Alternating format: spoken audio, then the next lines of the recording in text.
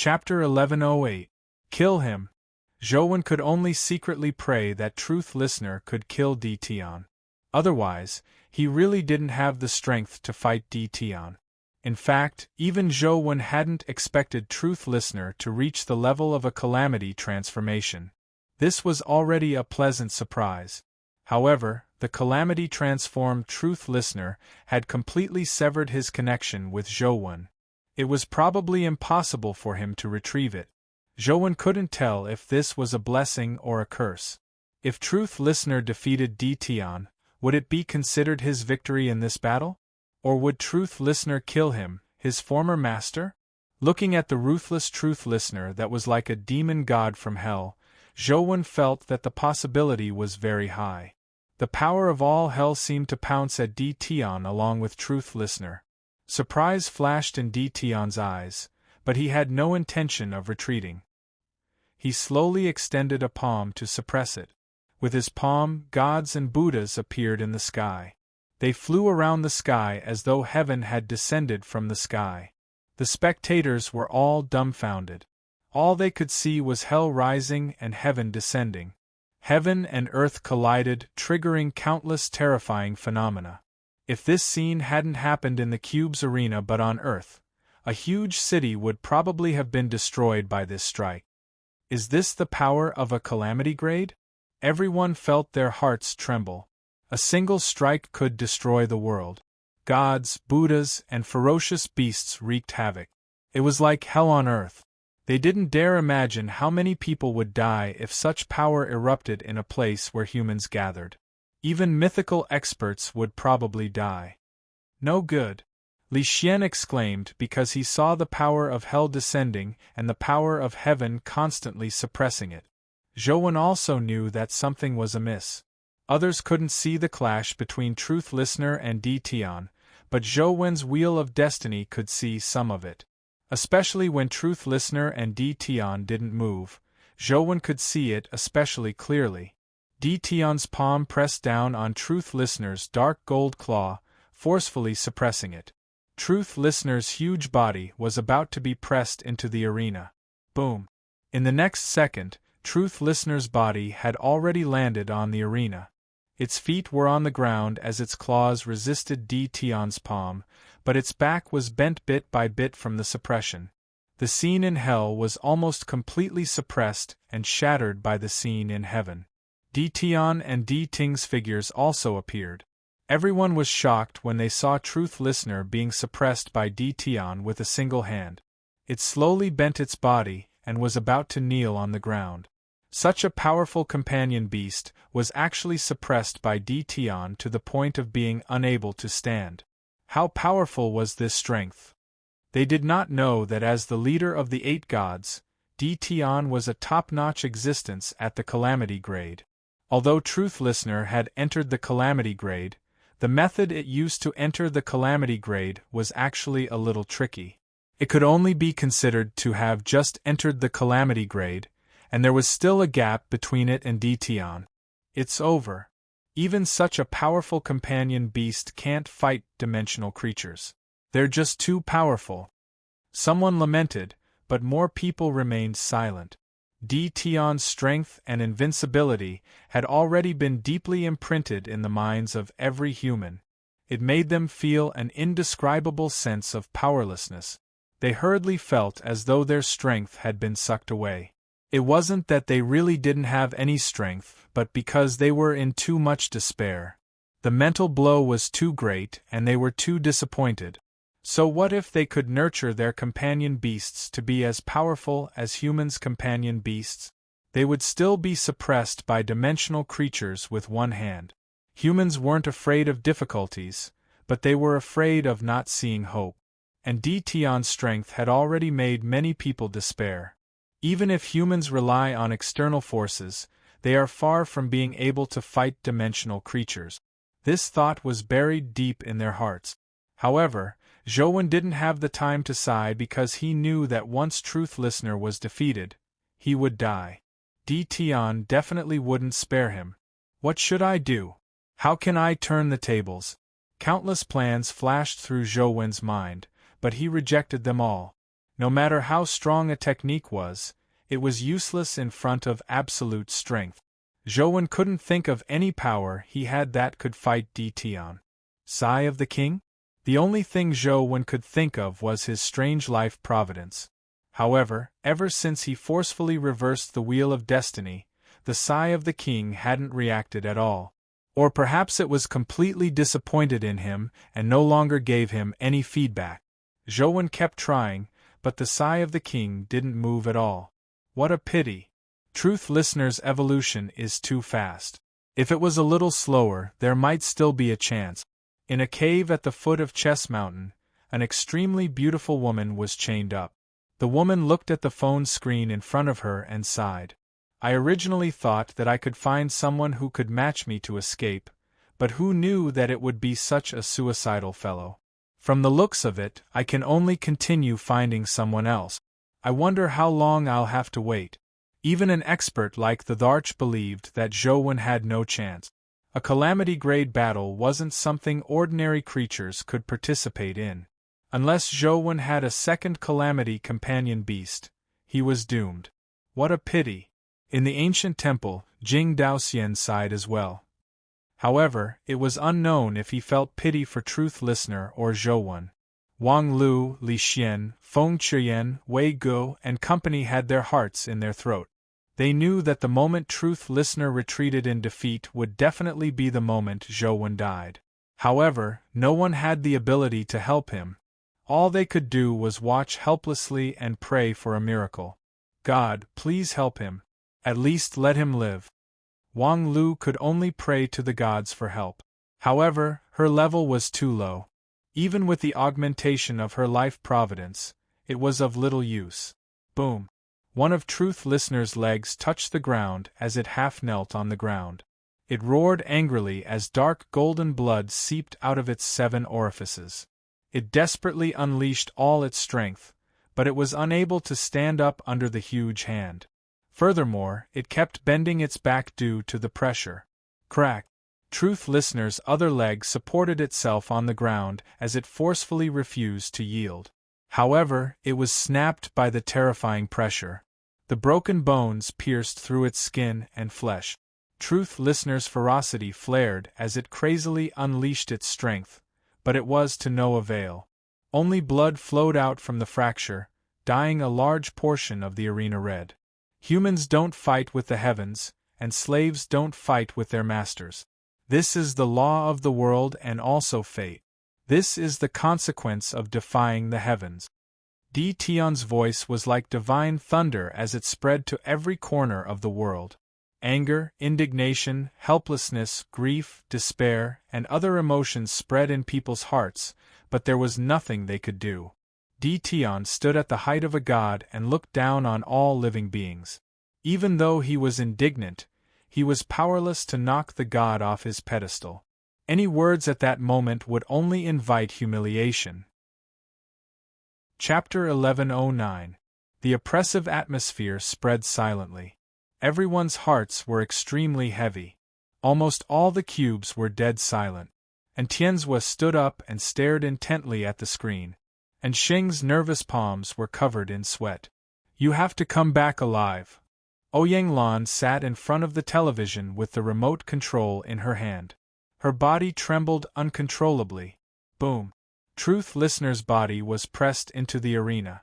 The door to hell behind it shattered and dissipated. The many evil spirits and ferocious beast phenomena also vanished. Looking at Truth Listener struggling desperately on the stage, everyone's hearts turned cold. All their indignation and anger vanished at that moment. It was useless to be angry. What was the point of being angry? As Truth Listener was suppressed to the ground, the phenomenon of gods and Buddhas descended. Countless fairies and gods surrounded Zhou. Zhou knew that this was his last chance. If Truth Listener was killed, he would have no chance if he didn't have the strength to restrain Di Tian. Demonic Neonate didn't make a move. Clearly, she couldn't find a chance to attack. Facing the calamity-grade Di Tian, her strength was still too weak. He summoned Banana Fairy again. Banana Fairy protected Zhou and blew out the Grand Yin wind, blowing away the fairies and gods. However, in Tion's calamity domain, the power of the Grand Wind was greatly restricted. It could only blow them away, but it couldn't take their lives, nor could it blow them out of the arena. With a thought, Zhou held the immortal culling sword in his hand. With the white wooden club snatched away, Zhou most powerful weapon was the Ice Dragon King's terror item. However, the threat of a terror item against a calamity grade was limited. Even if he used it, it probably wouldn't be of much use. Under the Ratman's control, the immortal culling sword had once erupted with extraordinary combat strength. Furthermore, when Zhou used immortal slaying, the immortal culling sword had trembled. Now, Zhou could only give it a try. He took out the immortal culling sword and gave it a try. If this was really the legendary sword, he might be able to create a miracle. However, Zhou knew that the possibility was slim. If it was really the immortal culling sword, how could it be in the Ratman's hands? Zhou held the immortal culling sword and fused with Slaughter again, using immortal slaying. However, the immortal culling sword in his hand didn't slash out. The sword seemed to freeze in midair, preventing Zhou from swinging it no matter how hard he tried. Furthermore, the immortal culling sword was trembling slightly. The frequency of the sword's trembling was very similar to the fluctuations of Zhou's essence energy when he used immortal slaying. What alarmed Zhou was that his palm seemed to be glued to the hilt. He couldn't shake it off no matter how hard he tried. Furthermore, his essence energy was surging crazily into the immortal culling sword.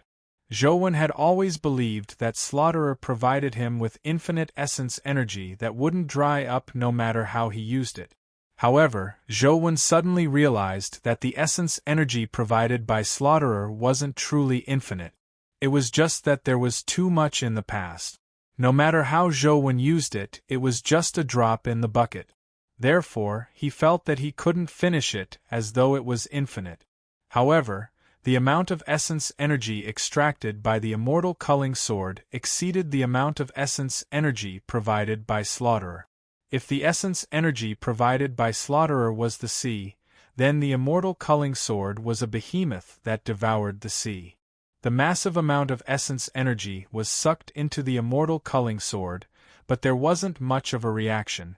All it did was make the immortal culling sword vibrate a little faster. Even Zhou's body frequency was affected by the immortal culling sword as it trembled slightly. This tremor was very slight and almost imperceptible, but only Zhou knew that this change in frequency allowed the original immortal slaying to have a qualitative breakthrough. This was originally a good thing, but the primordial energy provided by Slaughterer could no longer support the immortal culling sword's absorption. The primordial energy went from an ocean to a river, then from a river to a stream before gradually drying up. After Slaughterer essence energy was drained, Zhou's body became a subsequent sacrifice. His essence, spirit, and even his flesh and blood were sucked towards the immortal vanquishing sword. Zhou was only at the mythical stage and didn't have as much essence energy as Slaughterer. How could he withstand the absorption? Instantly, his body was sucked dry. Demonic Neonate sensed Zhou's predicament and pressed her tiny hand on Zhou's chest. Large amounts of demonic Neonate's essence energy surged into his body, finally stopping the immortal culling sword from devouring Zhou's flesh and blood. Instead, it absorbed demonic Neonate's essence energy. Demonic Neonate's essence energy was extremely abundant, seemingly not inferior to Slaughtereur's. It was even greater, but even so, under the crazy absorption of the immortal culling sword, it was rapidly decreasing. Zhou could clearly sense that the essence energy demonic Neonate was injecting into his body was decreasing. Before long, the essence energy in demonic Neonate's body gradually dried up. However, demonic Neonate's tiny hand was still pressed on Zhou's chest. Zhou could see that demonic Neonate's body was gradually fading and soon became as transparent as jelly. Demonic Neonate was a companion beast, not an ordinary creature. Her body was made of pure energy, and her body was gradually turning transparent. This could only mean one thing: demonic neonate had given him the last of her energy. Once her energy was completely absorbed, she would completely vanish. Leave me. Zhou forcefully engraved the sky-stealing sun-shifting art and used his last bit of will to forcefully eject demonic neonate and remove the companion relationship with her, but he realized that he couldn't control her at all.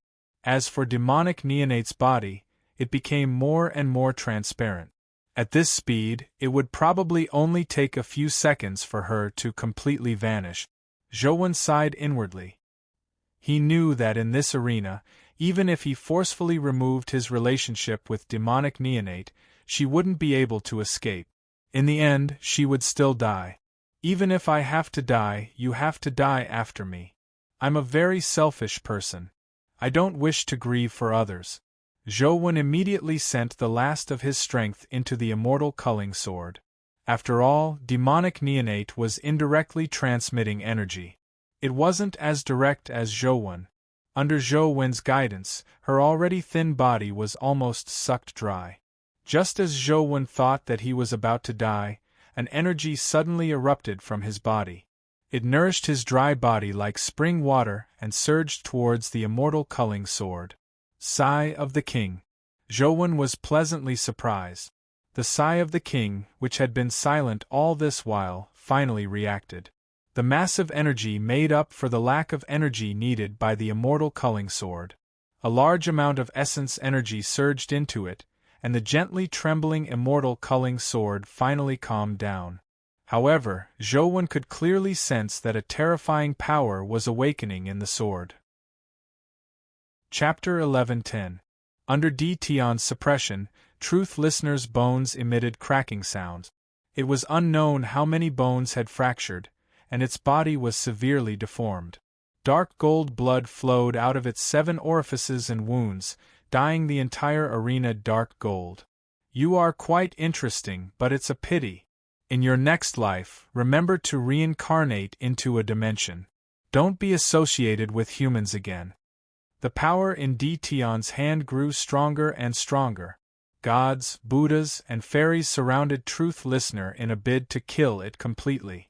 Everyone looked at Truth Listener, whose body was about to explode, and the shock in their hearts was indescribable. Fear spread silently. It's been going on and on about humans since a while ago. It's so noisy. Suddenly, a voice sounded in the arena. Only then did everyone recall that Zhou was in the arena. Previously, their attention had been completely attracted by the battle between Truth Listener and D. Tian, so they had forgotten about Zhou, the main character of the duel. They looked at Zhou and saw him standing in D. Tian's calamity domain with a sword in hand. Banana Fairy was beside him, desperately fending off the fairies and gods that pounced at Zhou. Everyone was somewhat dejected. Even though Human wasn't dead, when Truth Listener was defeated, Human would definitely perish. After all, Human's strength was only at the mythical stage. The Terror-grade companion beast, Banana Fairy, could only barely protect herself in the calamity domain. She didn't have the right to fight D. Tian at all. Humans have to know their destiny. If you hadn't insisted on defying the heavens, you wouldn't have ended up in such a state.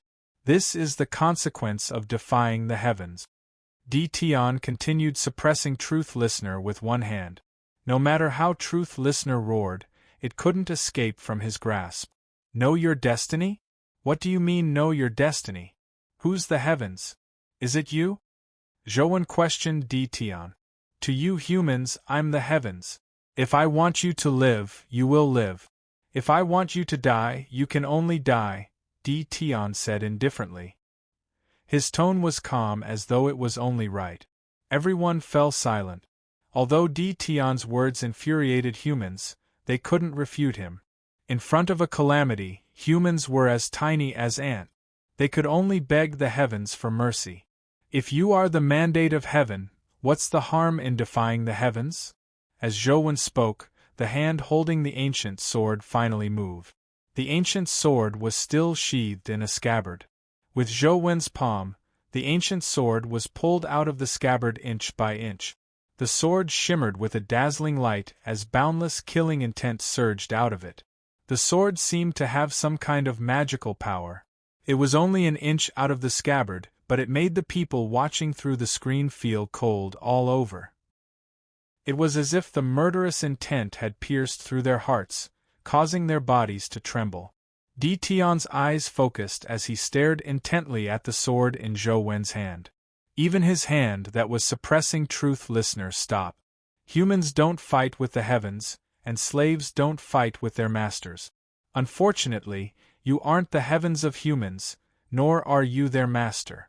If you want me to live, I can live. If you want me to die, I'll slay your heavens and destroy your master. With Zhou Wen's cold voice, the immortal culling sword was finally completely unsheathed. A celestial slaying technique slashed towards Tion. Tion seemed to sense something as he released the hand that was suppressing truth listener and suppressed Zhou Wen with both hands. The phenomenon of the deity statues also crazily suppressed Zhou Wen. It wasn't just a ripple, it was even more terrifying and powerful than the force suppressing truth listener. Layers of heavenly phenomenon descended with Tion's hands. A total of 9 heavenly realms descended, as though the apocalypse had arrived. And under the 9 heavens, only one person defied the heavens and slashed with his sword. Under the calamity domain, the seemingly insignificant human beings exploded with unimaginable power the moment they released the sword radiance. The terrifying sword beam instantly pierced through the 9 heavens and rushed above the 9 heavens in an unstoppable manner. The terrifying sword beam didn't stop as it slashed at Tion. Tion's eyes revealed a look of horror as he tried to block the terrifying sword beam with both hands, but it only flashed as though it had vanished in front of his eyes. The ancient sword in Zhou Wen's hand had already returned to its scabbard. He stood in the arena as though nothing had happened.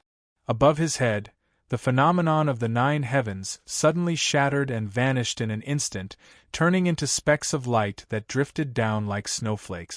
A sword mark appeared between Tion's brows as he stood above the 9 heavens. Then, it rapidly spread. Tion's pupils constricted as his body split into 2 and fell to the sides. As he fell, he was reduced to ashes along with the 9 heavens domain that had been slashed apart. How is this possible? The woman who had followed Tion and stood in front of the cube stood there as though she had been petrified. She didn't dare imagine that such a thing would happen. On Earth, everyone stood there in a daze as though they couldn't believe it. After a brief silence, tsunami-like cheers erupted from all over the world. Zhou Wen stood there motionless. It wasn't that he didn't want to move, but that he really couldn't. If he hadn't pressed his hands on the immortal culling sword and used it as a fulcrum, he probably wouldn't have been able to stand. The immortal culling sword's extraction was too ruthless. Zhou Wen's body was on the verge of collapse. It wasn't easy for him to stand. Truth Listener also fell to the ground with heavy injuries. It struggled to stand up. With Tion killed, the cube's deathmatch mode ended. All the cubes in the world lit up at the same time. The images on all the cube screens turned into Zhou Wen standing with his sword. The first name on the ranking list also lit up. The word human shimmered.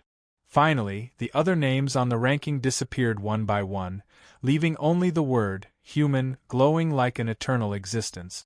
Zhou Wen heaved a long sigh of relief. From the looks of it, the cube had already acknowledged him as first place. It didn't change because of Truth Listener's existence. However, the dimensional wheel that had been displayed previously didn't appear. Then, the cube dimmed. Zhou Wen and Truth Listener were ejected from the cube and returned to the town. Zhou Wen wasn't surprised that he didn't obtain the dimensional wheel. It was a reward given to first place by the dimension, but now, the person they didn't want to see the most had obtained first place. With the dimensional zone's methods, it was unbelievable that they would give him the dimensional wheel.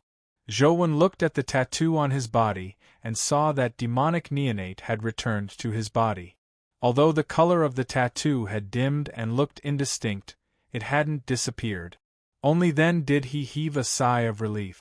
On the other side, Truth Listener struggled to stand up. It was severely injured, but it was still as ferocious as a ghost. It stared fiercely at Zhou as though it wanted to pounce over and devour him. Chapter 1111. Where did Grim Demon go? As Zhou retreated, he sized up Grim Demon, but he didn't see him. Grim Demon had also entered the cube's arena here. He should still be here after admitting defeat. Previously, he hadn't seen Grim Demon participate in the top 10 Guardians group battle. Now, he was nowhere to be seen. Zhou wondered if Grim Demon had already been killed. Previously, Grim Demon had sworn his loyalty in public, so the dimension definitely wouldn't let him fight. It wasn't impossible to think of a way to kill him. However, Zhou didn't have the time to find Grim Demon. Truth Listener had already pounced over with its heavily injured body. It had forcefully shattered 6 earrings and entered the Calamity grade. It looked like a huge latent danger. Not only had it severed its connection with Zhou, but even its emotions seemed to have become extremely unstable. It was filled with ruthlessness and malice. However, its injuries were too serious. Even if it had the strength of a Calamity grade, it didn't have much left. Zhou summoned Banana Fairy, who sent Truth Listener tumbling with a gust of Grand Een wind. Zhou hurriedly called Banana Fairy back to prevent Truth Listener from really being killed. He had forcefully removed 6 of Truth Listener's earrings. Otherwise, it wouldn't have ended up in this state. If not for Truth Listener, it would have been impossible for him to hold Di Tian back for so long, preventing Zhou from using the immortal culling sword. However, Truth Listener's thoughts seemed to be completely out of control. It got up and dragged its injured body over again. Banana Fairy sensed Zhou's thoughts and only blew out a wind barrier, preventing Truth Listener from rushing over. However, she didn't injure it again. How can I make Truth Listener return to its sealed state with 6 earrings? Zhou attempted to order Truth Listener, but it was useless. In fact, Zhou's body was also severely injured. Even with the help of Slaughterer and the Sigh of the King, as well as demonic neonate's help, Zhou's body was still severely injured. His body was on the verge of collapse, and all that was left was skin and bones. He didn't look as delicate as before. On the surface, it was fine. He would recover in the future, but Slaughterer's life soul was almost sucked dry. The Wheel of Destiny was also on the brink of collapse. Although he didn't know how the Sigh of the King was, it definitely wouldn't be easy after expending so much strength. Zhou's current body was like a damaged ship that had run out of fuel. It was definitely not an easy task to set sail again. He attempted to circulate his essence energy art, but due to his essence energy being depleted, he couldn't even circulate the Lost Immortal Sutra normally, much less carve other essence energy arts on the Wheel of Destiny. This made his plan of using the chaos to repair himself fail. On the other side, Truth Listener was still attempting to charge through the wind barrier again and again. However, it was too heavily injured and was no longer able to break through the wind barrier. All it could do was roar and charge.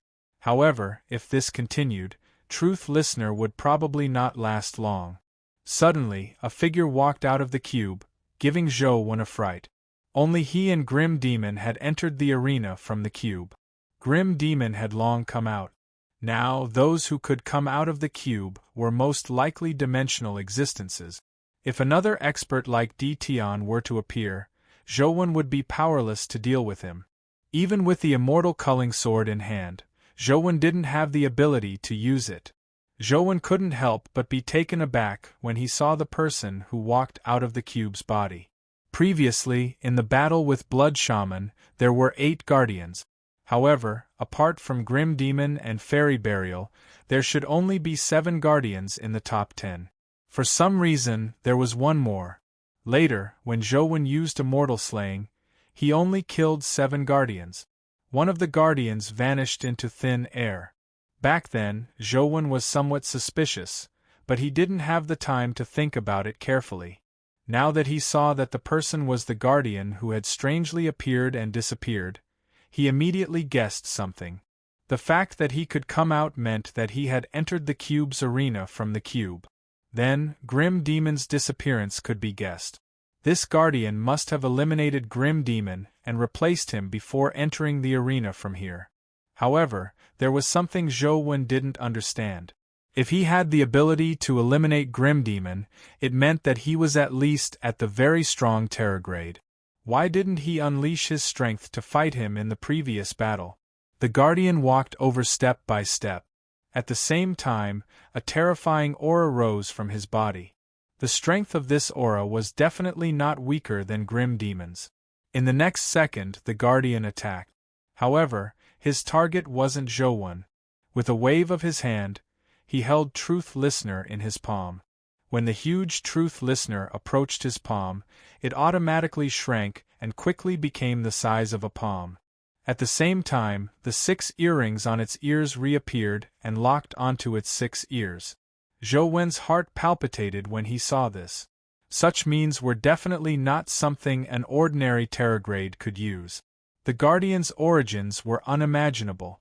The Guardian grabbed Truth Listener with one hand and used his other hand as a blade to slash at Zhou Wen. Without waiting for Zhou Wen's instructions, Banana Fairy immediately stood in front of him. She pouted her red lips and blew out a gust of immeasurable wind. With the augmentation of the 3 realms' best wind, the immeasurable wind almost blew the entire town away. However, the Guardian's clothes didn't move. His hand blade tore through the immeasurable wind like a sharp blade and circled around Banana Fairy, instantly arriving in front of Zhou Wen. Zhou Wen didn't even have the chance to summon his companion beasts to block it. The hand blade had already reached his neck. Zhou Wen lamented inwardly. His injuries were too severe. It was impossible for him to dodge. All he could do was close his eyes and wait for death. I never expected that I, Zhou Wen, would die here. Zhou Wen closed his eyes and waited for death, but the blade didn't land. He felt that something was amiss. When he opened his eyes, he realized that the Guardian was standing in front of him with a smile. The hand blade didn't slash down. Furthermore, he no longer looked like a Guardian. Instead, he was an elegant man dressed in white with crystal dragon horns on his head. Teacher. Zhou Wen was pleasantly surprised. He felt as though he had instantly returned to heaven from hell. Well done. Wang Mingyuan smiled at Zhou Wen and pressed his hand on his head. A strange force surged into Zhou Wen's body, immediately making him feel as though he was bathing in a hot spring. His injuries rapidly healed. Teacher, you're too kind. Zhou Wen blushed slightly. To his surprise, Wang Mingyuan rapped his knuckles on the top of his head and pursed his lip. Do you really think I'm praising you? Now you're in big trouble. Didn't I tell you not to come again? Why did you come to participate in the cube battle and obtain first place? Do you really think the dimension will give you the dimensional wheel? Or do you think they will let the matter rest? Zhou Wen said helplessly. I also know that they won't give me the dimensional wheel, but I can't just watch them kill Zhong Zia without doing anything, right? Who told you that Zia is dead? Wang Mingyuan said unhappily. Didn't he sign a bet with the Guardian? Could it be that he didn't get first place in the bet? Zhou Wen immediately understood. Chapter 11-12. You should worry about yourself first. Do you think the kings of the 8 will let you off after you killed Di Tian's body cleansing stone incarnation? Wang Mingyuan said. Body cleansing stone incarnation? Zhou Wen was slightly taken aback. He imagined that he had killed the real Di Tian. When dimensional creatures descend into Earth's universe, they will be restricted by the rules. Di Tian is naturally no exception. Of course, it's impossible for his true body to descend. Therefore, only a body-cleansing stone incarnation can descend. With the power of the body-cleansing stone, he can avoid being rejected by the rules of Earth's universe and retain his calamity-grade strength, Wang Mingyuan said. Since it's only an avatar and I didn't obtain the dimensional wheel, is there a need to do everything possible to kill me? Zhou asked in puzzlement. If you only killed the body-cleansing stone avatar, there's no need to kill you. However, it's different when you kill Di Tian. Wang Mingyuan's words left Zhou somewhat confused. Didn't you say that I only killed the body-cleansing stone avatar? Zhou asked in puzzlement. You did kill the body-cleansing stone avatar, but Di Tian's true body was killed by me at the same time. Unfortunately, no one knows that I was the one who did it. They will naturally believe that you used some kind of power to kill your true body when you killed the avatar. After all, the power displayed by your sword is too powerful. Even the kings of the various races will probably think so, Wang Mingyuan said lightly. Zhou was instantly rendered speechless as he looked at Wang Mingyuan, unsure of what to say. Besides, even without Di Tian, a human like you is enough to affect the plans of the dimensional monarch. They definitely won't let you off. If they know that you advanced to the mythical stage with a human body, you will definitely die. There are more than one apocalyptic expert who wants to kill you. Even if you are on Earth, I'm afraid you won't be able to live in peace, Wang Mingyuan added. They probably don't recognize me, right? Zhou thought for a moment and realized that he hadn't exposed his identity. It's not as difficult as you imagine to find you. For example, there's a dimensional monarch who's proficient in the heavenly eye. He can pry into karma that has already happened. Furthermore, you were only wearing a helmet. As long as he personally enters Earth, it will be easy for him to find you. Wang Mingyuan paused for a moment before saying, even if the king doesn't come personally, there are many calamity grades with similar abilities. Although they aren't as strong as the king, it won't be difficult for them to find out your identity. Teacher, do you have a solution? Zhou knew that Wang Mingyuan wouldn't waste time talking to him if he didn't have a solution. I've already thought of a way for you, Wang Mingyuan said with a smile. What solution?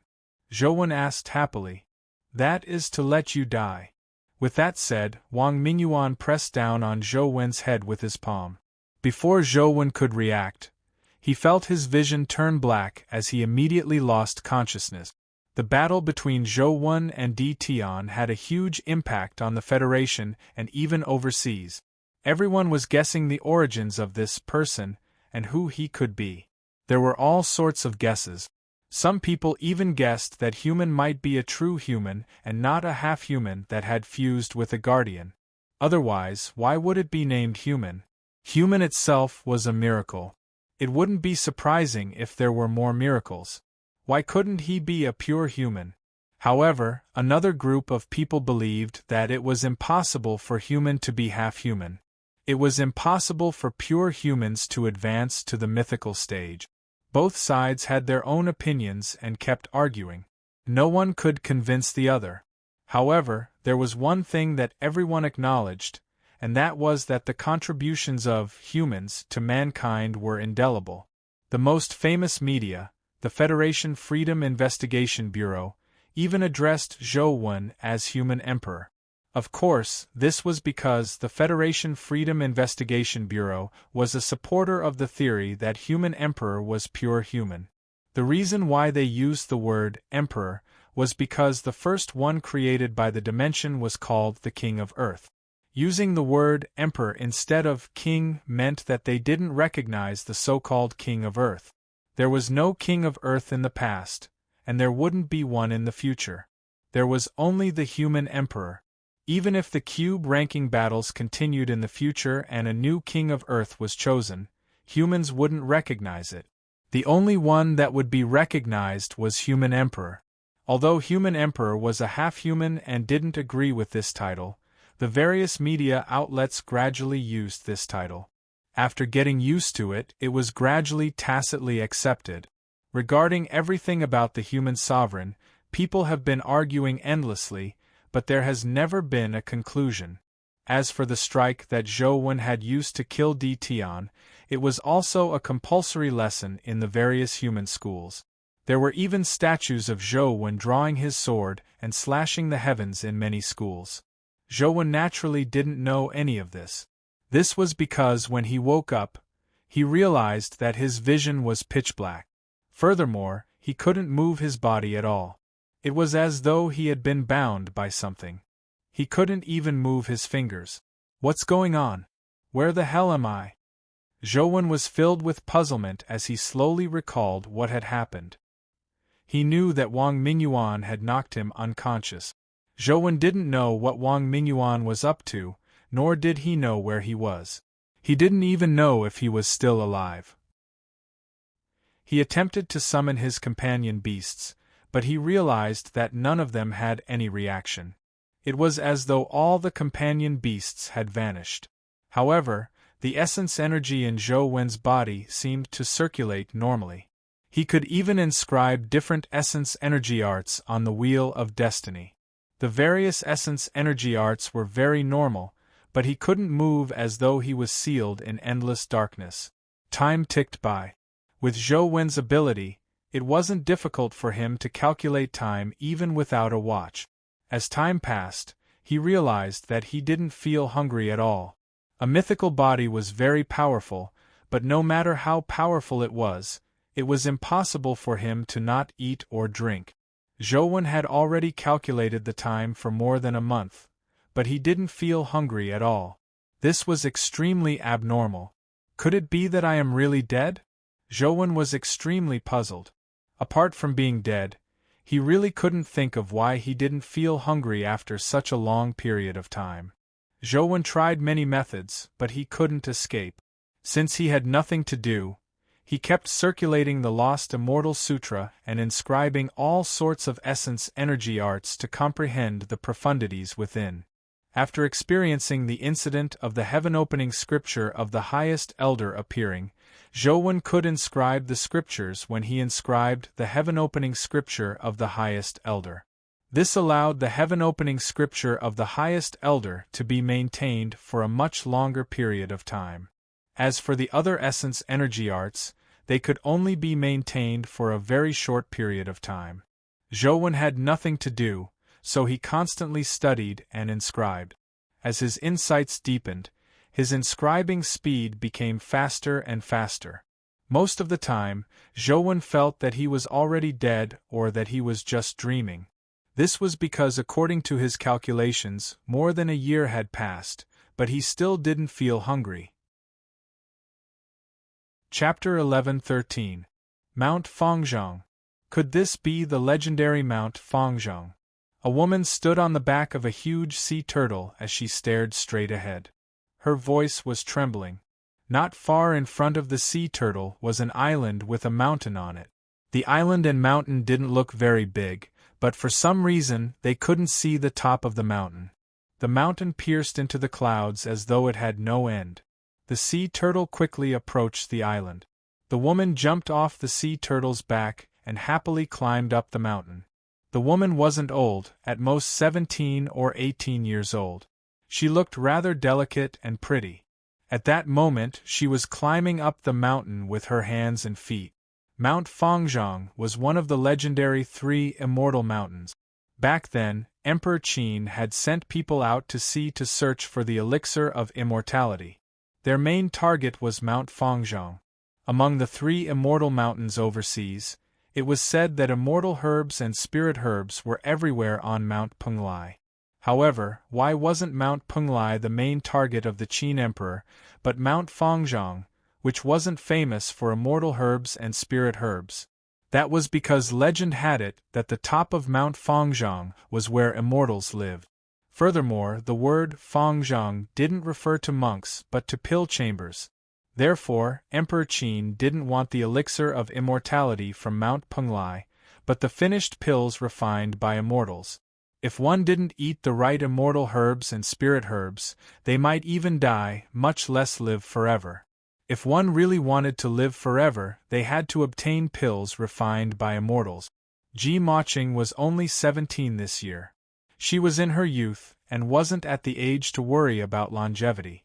The reason she had come to Mount Fangzhong wasn't because she had taken the initiative to search for the immortal mountain, much less because she wanted to live forever. Ji Maching's appearance here was completely an accident.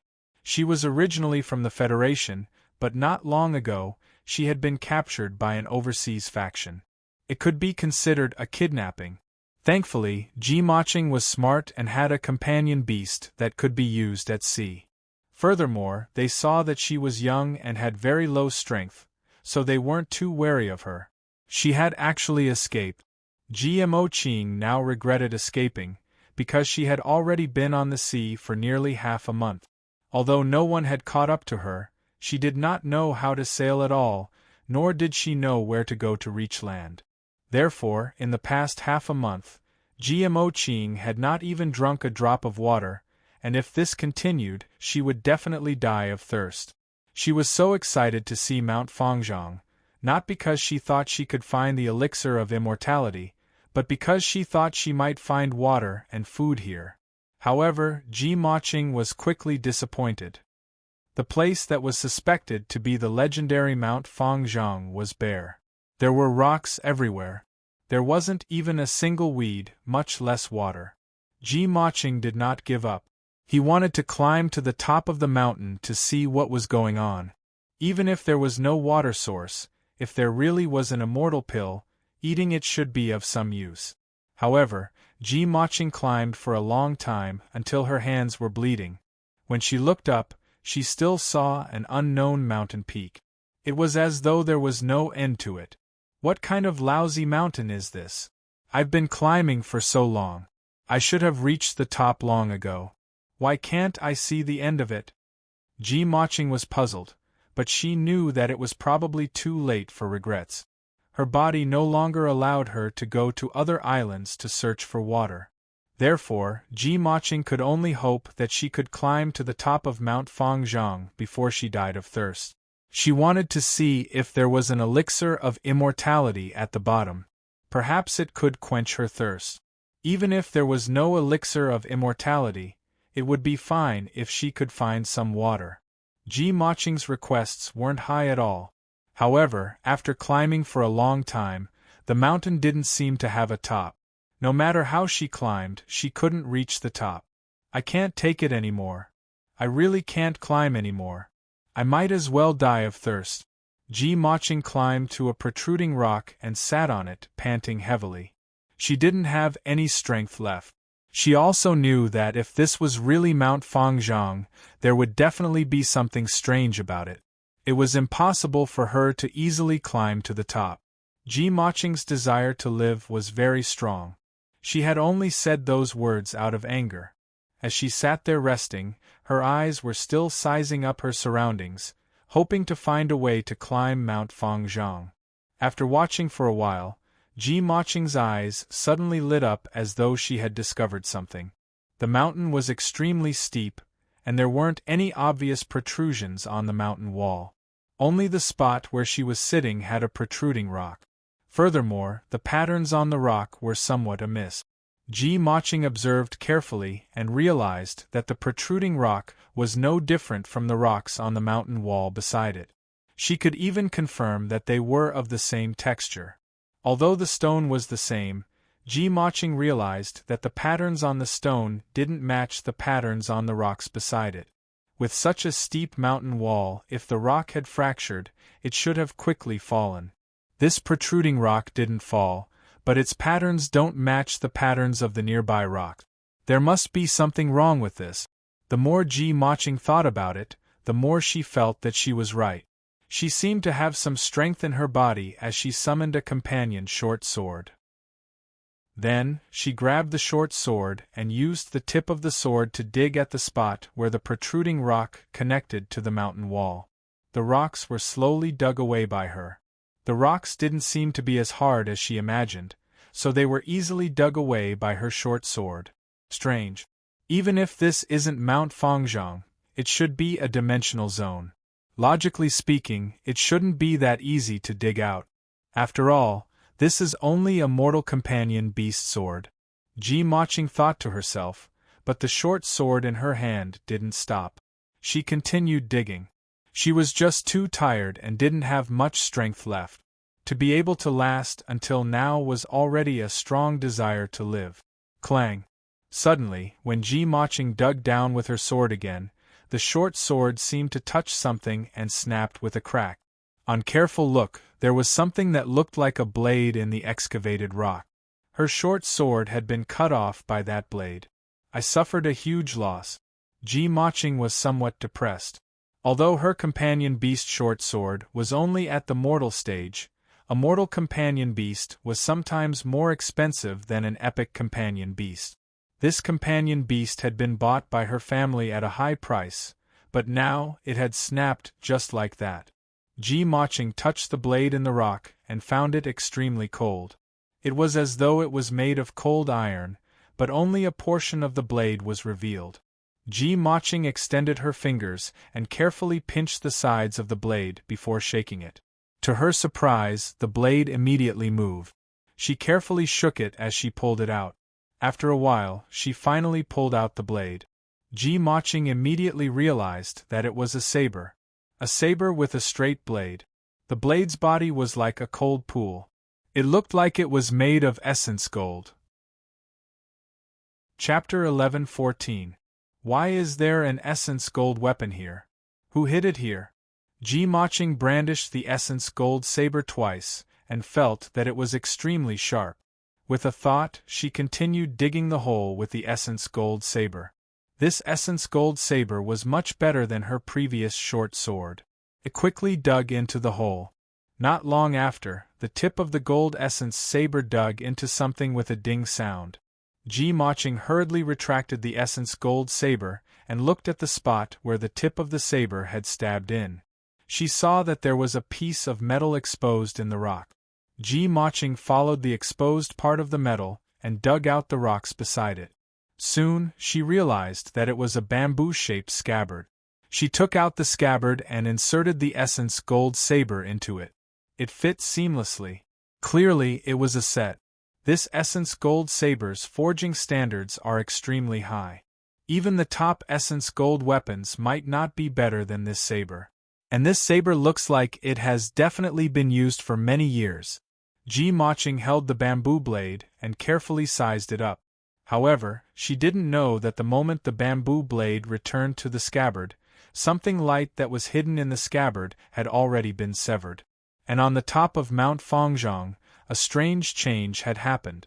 Trapped in that strange place, Zhou Wen silently counted the time every day. Zhou Wen originally believed that Wang Mingyuan definitely wanted to use the method of faking his death to deceive the monarchs of the dimension. After the matter was over, he would be released. However, no matter how Zhou Wen waited, Wang Mingyuan never came to save him. If it were any ordinary person, they would probably go crazy after being trapped in this lonely place.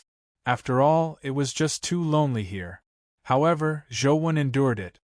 He tried various methods to escape while constantly studying and engraving other essence energy art. Days passed. Zhou Wen went from being able to slowly draw one life soul to being able to draw 2 life souls at the same time. In the end, he could even draw several life souls at the same time. However, such success wasn't a coincidence. According to Zhou Wen's calculations, he had been trapped here for nearly 10 years, but Wang Mingyuan hadn't come to save him. Teacher couldn't have met with some trouble, right? Or could it be that the dimensional monarch discovered that he killed Di Tian, so he captured him? Zhou Wen thought. As time continued, Zhou Wen continued meditating every day. His understanding of the other 8 essence energy arts had already reached the perfection realm. With a thought, he could carve a life soul on the wheel of destiny. He could even carve several life souls at the same time. However, according to Zhou Wen's calculations, he had already stayed here for more than 20 years. At this time, he no longer held any hope that Wang Mingyuan would come back to save him. He could only rely on himself to get out of his current predicament. As for Zhou Wen, all he could do was work on his primordial energy art, hoping that he could successfully escape one day. Time passed in a flash. According to Zhou Wen's calculations, he had probably been here for more than 100 years. Yet, he still hadn't escaped. Just like before, Zhou Wen continued cultivating when he suddenly heard a click as though some lock had been unlocked. Zhou was pleasantly surprised to discover that his body was gradually able to move. He could clearly sense the existence of his body that he couldn't sense previously. He controlled his body to struggle with all his might before his body touched something. Then, a ray of light shone in from the gap, shining on his face. Finally, Zhou was so excited that he couldn't speak. He pushed with all his might, causing the gap to widen. Then, he heard the sound of a rock falling to the ground. The sunlight shone on Zhou face, blinding him. All he could do was lower his head to size up what was trapping him. Zhou was immediately stunned by what he saw. Zhou originally imagined that the thing trapping him was some kind of narrow space. However, what he saw now was a huge stone furnace. Such a wide stone furnace was enough for 3 people to sleep inside. For some reason, he couldn't move at all when lying inside. After coming out of the stone furnace, Zhou realized that his body was normal. What was even stranger was that he was as young and strong as before. This left Zhou incredulous.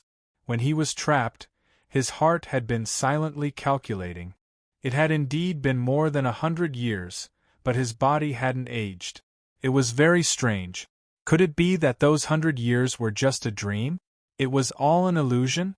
Zhou felt that such an explanation was a little unreliable. If it was really a dream, the things he had comprehended in the dream wouldn't exist. However, Zhou realized that everything he had comprehended when he was trapped was there. Furthermore, he could do as he pleased. It was impossible for it to be a dream. What's going on? Have I been trapped for more than 100 years? Just as Zhou was feeling puzzled, he suddenly heard a knocking sound coming from the foot of the mountain. Although the sound was very far away, Zhou heard it very clearly as though it was ringing in his ear. Zhou subconsciously touched his ear, and was immediately overjoyed. This was because he had touched the earring that Truth Listener had transformed into. Truth Listener is still by my side and has established a connection with me again. This is great. Zhou hurriedly checked his other companion beasts and realized that they were all there. Even demonic neonate, who had been drained previously, had returned to normal. This confirmed that the past 100 years was definitely not a dream. My phone. Only then did Zhou recall the problem with his phone. He searched his body, but he didn't find it. When he looked down, he realized that there was a bag in the stone furnace. Many of Zhou's things were inside, including the mysterious phone. He switched on his phone and entered some dungeons. Seeing that there were no abnormalities in the dungeons, he was completely relieved. From the looks of it, I have to find someone to ask.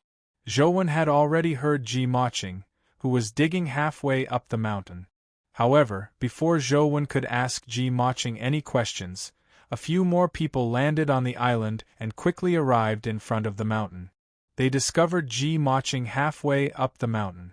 The few people quickly caught up, scaring Ji Maching into climbing up with all her might. This was because she had already recognized that among them were the people who had captured her overseas. Ji Maching climbed up with all her might, but she really didn't have any strength left. Soon, the few people caught up and surrounded her on the mountain wall.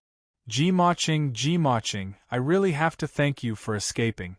Otherwise, we wouldn't have been able to see the legendary Fangzhong Immortal Mountain, the leader said with a laugh. Chapter 11:15. Zhou packed his things and placed the immortal culling sword back into the chaos bead. He checked and realized that all the important things were there. He hadn't lost anything. Even the morning rod was there. The only thing missing was the bamboo blade, which was now in Ji Maching's hand. Ji Maching was climbing up the mountain with all her might as the people below chased after her. Ji Maching looked like she was only at the mortal stage, so her speed was far inferior to theirs. Soon, she was about to be caught up. One of them released an eagle-type companion beast to grab Ji Maching from the sky, but just as the eagle-type companion beast flew into the air, it saw a bolt of lightning appear out of thin air, instantly electrocuting the eagle into charcoal. This gave everyone a fright, but they quickly realized the problem. They didn't dare summon any more flying-type companion beasts.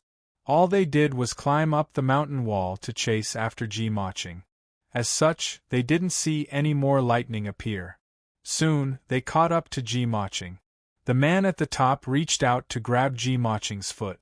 Ji-Maching grabbed the crack in the mountain wall with one hand and slashed at the person's hand with the bamboo blade in the other. Unfortunately, she was too weak and slow. The man casually grabbed the bamboo blade's blade and pulled Ji-Maching down, clamping her under his armpit. "Let me go.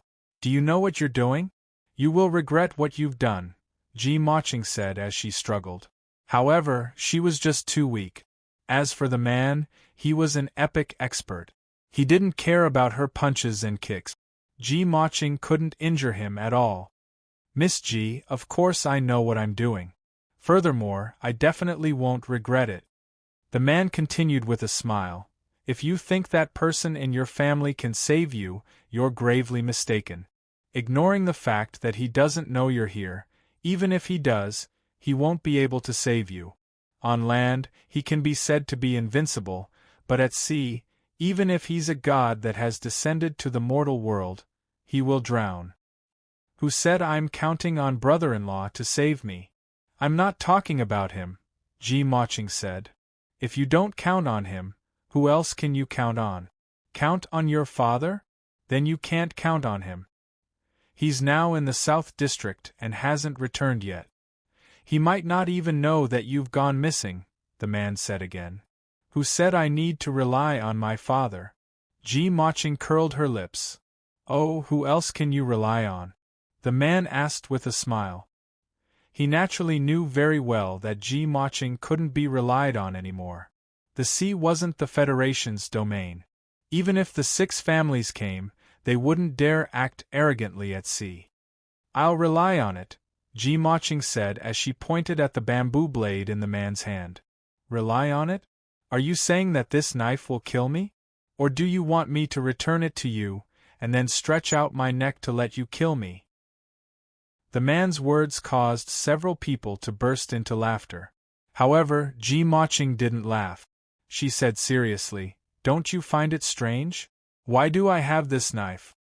What's so strange about that? That's not right. This is an essence gold saber, not a companion beast weapon. You didn't bring a weapon with you previously. There's nowhere to find a weapon in the vast sea. Could it be that this saber is from Mount Fangzhong?" The man immediately thought of something amiss as he looked at the bamboo blade in his hand with a strange glint. "Wu Zhonglie, you are a reputable figure in the Overseas Alliance after all. What martial demon? From the looks of it, you were just blowing your own trumpet. I never expected you to be so stupid. I think you shouldn't be called martial demon. You might as well be called martial days or martial fool," Ji-Maching said. Wu Zhonglie said coldly, "Don't think that we won't dare do anything to you just because we want to use you to threaten your brother-in-law. Believe it or not, I'll chop off one of your hands if you continue spouting nonsense. After all, losing a hand doesn't affect anything." However, Ji-Maching wasn't afraid at all. She even said plausibly, "Isn't that right?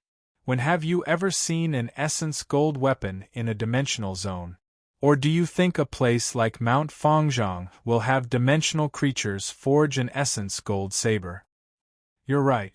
Wu Zhonglie frowned slightly when he heard that. He looked at Ji-Maching and said, "Where did you get this essence gold saber?" "Someone naturally gave it to me," Ji-Maching said. "Who?" Wu Zhonglie and company sized up their surroundings. Ji-Maching was right. Since there was an essence gold saber here, it meant that someone had come here. "I'm afraid I'll scare you if I tell you. It's best you return the saber to me obediently. Then, respectfully kowtow to me a few times and beg for my forgiveness. When the owner of the saber comes, I can put in a good word for you so that he can spare your lives," Ji-Maching said seriously. "It's not that I, Wu Zhonglie, am bragging, but there's no one in this world who deserves me, Wu Zhonglie, to kneel and beg for mercy. Furthermore, even if there's really someone here, they will be from my Overseas Alliance. Why would they save you? Wu Zonglye scoffed. What if this person isn't from the Overseas Alliance? Ji Maching asked. If it wasn't for the fact that those fellows from the Federation dared to come to the sea, I'll let them know the elegance of experts at sea, Wu Zonglye said. You mean you want to compete with Lord Human Emperor? Ji Maching sneered. Human Emperor? Wu Zonglye and company were alarmed. That's right. It's Lord Human Emperor. When he passed by, he saw that I had an exquisite physique, that I was smart, kind, and adorable. I had extremely high talent, so he took me in as his disciple. He even gave me the saber he carried with him to protect myself. Ji Maching spoke nonsense without batting an eyelid, as though it was true. Do you think I'll believe you? If it's really as you said, why wouldn't Human Emperor come to save you? Why would he make you spend so much effort to fabricate so many lies? Wu Zonglye said disdainfully. The last time Ji Maching was able to escape was because she was too eloquent. She had actually deceived them, giving her an opportunity to take advantage of. This time, Wu Zonglye naturally wouldn't believe her no matter what. Furthermore, ever since the ranking battle 5 years ago, Human Emperor hadn't appeared again. In this vast sea, the chances of Ji Maching encountering Human Emperor were even smaller than winning the lottery. How could there be such a coincidence? There's something you don't know. Although my master is a hero, he's old after all. There are some things he can't do, Ji Maching said with a blink. Wu Zonglye and company's expressions turned odd. Wu Zonglye sneered and said, Did Human Emperor tell you this? Of course not. Men want face. How can he tell me this? However, I heard from Master that there's something wrong with his relationship with Master's wife. That's why he came here to search for the elixir of immortality.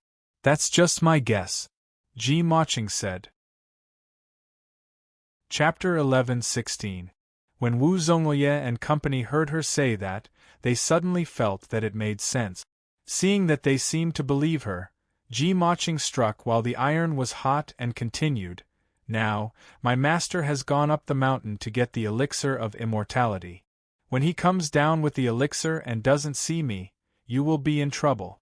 Therefore, let me go now and politely kneel down to apologize. When the time comes, I can still put in a good word for you and spare you from death. However, Wu Zonglye didn't believe her at all. He sneered and said, Then go ahead and shout. Get your Human Emperor Master to come and kill us all. Ji Maching was still too young after all. She grumbled inwardly. Wu Zonglye had suffered once, so it looked like he didn't believe her at all. It wouldn't be that easy to lie to him again. When Wu Zonglye saw Ji Maching's gaze, he knew that he was definitely right. He felt smug as he said with a smile, ignoring the fact that it's impossible for Human Emperor to be here. Even if he's really here, I'll definitely make it impossible for him to return. It's good that you know how powerful I, martial demon, am. Perhaps the two of you will kneel down and beg for mercy. Wu Zonglye naturally said this to piss off Ji Maching. He wasn't really that arrogant.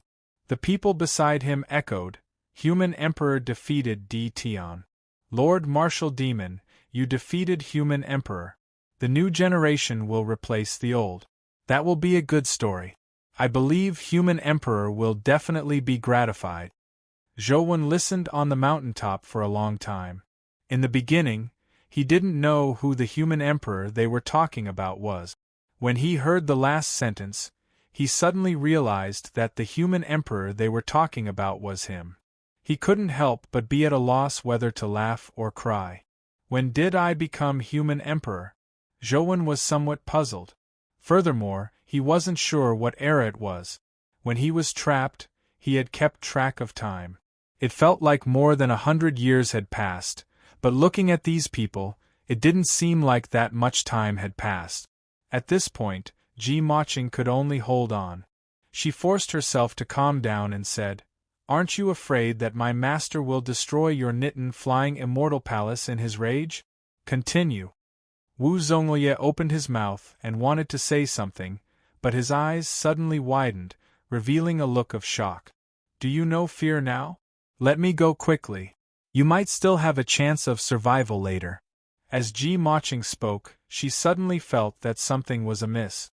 Because Wu Zonglye and the others did not seem to be looking at her, but at the other side of the mountain wall. Ji Maching, who was being held by Wu Zonglye, also looked up and was immediately alarmed. She saw a masked man standing on a protruding part of the mountain wall, looking over. Who did you say should kneel and beg for mercy? Zhou wore the lunar rabbit mask as he stared at Wu Zonglye and asked coldly. Wu Zonglye thought to himself, how can there be such a coincidence? There hasn't been any news of human emperor for 5 years. To think that I would encounter human emperor taking in a disciple while capturing Ji Maching? It must be fake. In fact, even Ji Maching didn't believe that Zhou Wen was human sovereign. She also knew that it was impossible for such a coincidence to happen. With a thought, Ji Maching deliberately shouted, Master Human Emperor, quickly save me. These bad people are bullying me. She believed that Zhou Wen was deliberately cooperating with her to pretend to be human emperor to save her, so she immediately continued cooperating. Wu Zonglye sized him up and asked, Are you really human emperor? No, Zhou Wen answered. Upon hearing that, Wu Zonglye secretly heaved a sigh of relief. Although he felt that Zhou Wen was definitely not human emperor, he couldn't help but feel a little apprehensive. After all, this was indeed a coincidence. Ji Maching said that human emperor was here, and Zhou Wen had appeared here. Furthermore, the mask on his face looked very much like the one human emperor wore in the video. Then are you going to stand up for her? Wu Zonglye asked again. No. Zhou Wen shook his head again. Wu Zonglye and company couldn't help but be taken aback. Ji Maching also wore a look of shock. She originally imagined that Zhou Wen had come out to save her, but these 2 sentences immediately left her dumbfounded. Then why are you here? Wu Zonglye asked with a frown. That saber is mine. Zhou Wen pointed at the bamboo blade in Wu Zonglye's hand. An idea came to Ji Maching as she immediately shouted excitedly, Master, I really didn't lose your saber on purpose. They snatched it away. I'm too weak and can't protect your saber. My death isn't to be regretted. I'm not worthy of being your disciple. Wu Zonglye and company immediately looked at Zhou Wen warily. Although they didn't believe that Zhou Wen was the real human emperor, since he was the owner of the saber, it was very likely that he was related to Ji Maching. Otherwise, why would the saber be in Ji Maching's hands? Who are you? Wu Zonglye stared at Zhou Wen and asked. Zhou Wen wasn't in the mood to explain further to them. He tapped his toes on the mountain wall and flew towards Wu Zonglye, hoping to retrieve the bamboo blade. When Wu Zonglye and company saw Zhou Wen approaching, they immediately drew their swords to meet the enemy. These people were all using dual sabers. The moment they attacked, Zhou Wen immediately felt a sense of familiarity. There was a faint hint of transcendent flying immortal. However, it wasn't pure transcendent flying immortal. There was only a portion of it. Zhou Wen seemed to have some impression of the other portion. After some thought, Zhou Wen recalled where he had seen such a move. Back when he was still studying at Sunset College, Zhou Wen had once gamed in a stone pavilion in Peony Garden. In the end, he encountered an old man and a young man. The youth insisted on competing with him. In the end, the elder fought Zhou Wen and even used a very special primordial energy art. Not only did he fail to defeat Zhou Wen, he even helped Zhou Wen condense a Tao Sutra life soul.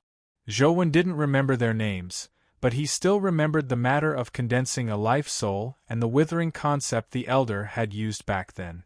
Back then, the elder and the youth had seen him use transcendent flying immortal, but Zhou Wen's transcendent flying immortal wasn't as mature as it was now.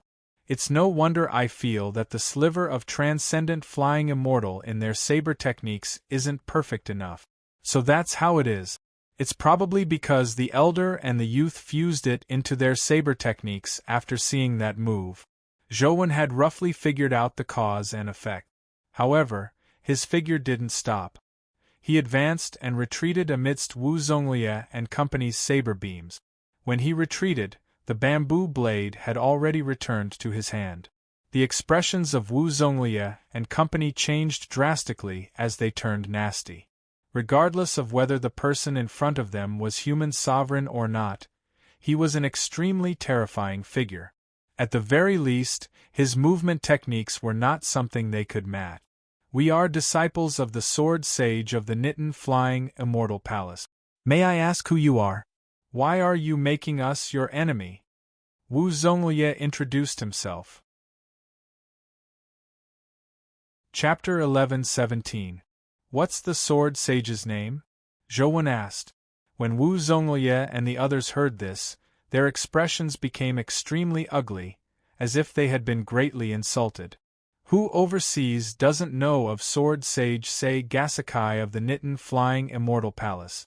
How can you not know him when you are overseas? Are you deliberately insulting us?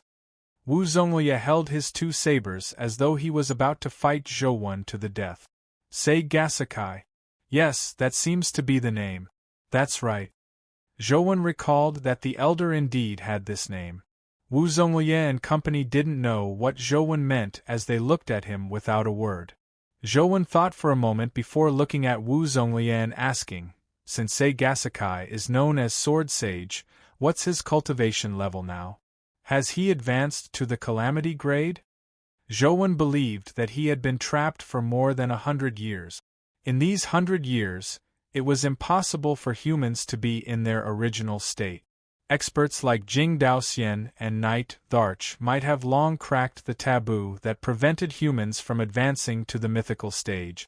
Perhaps there were Calamity-grade experts among humans.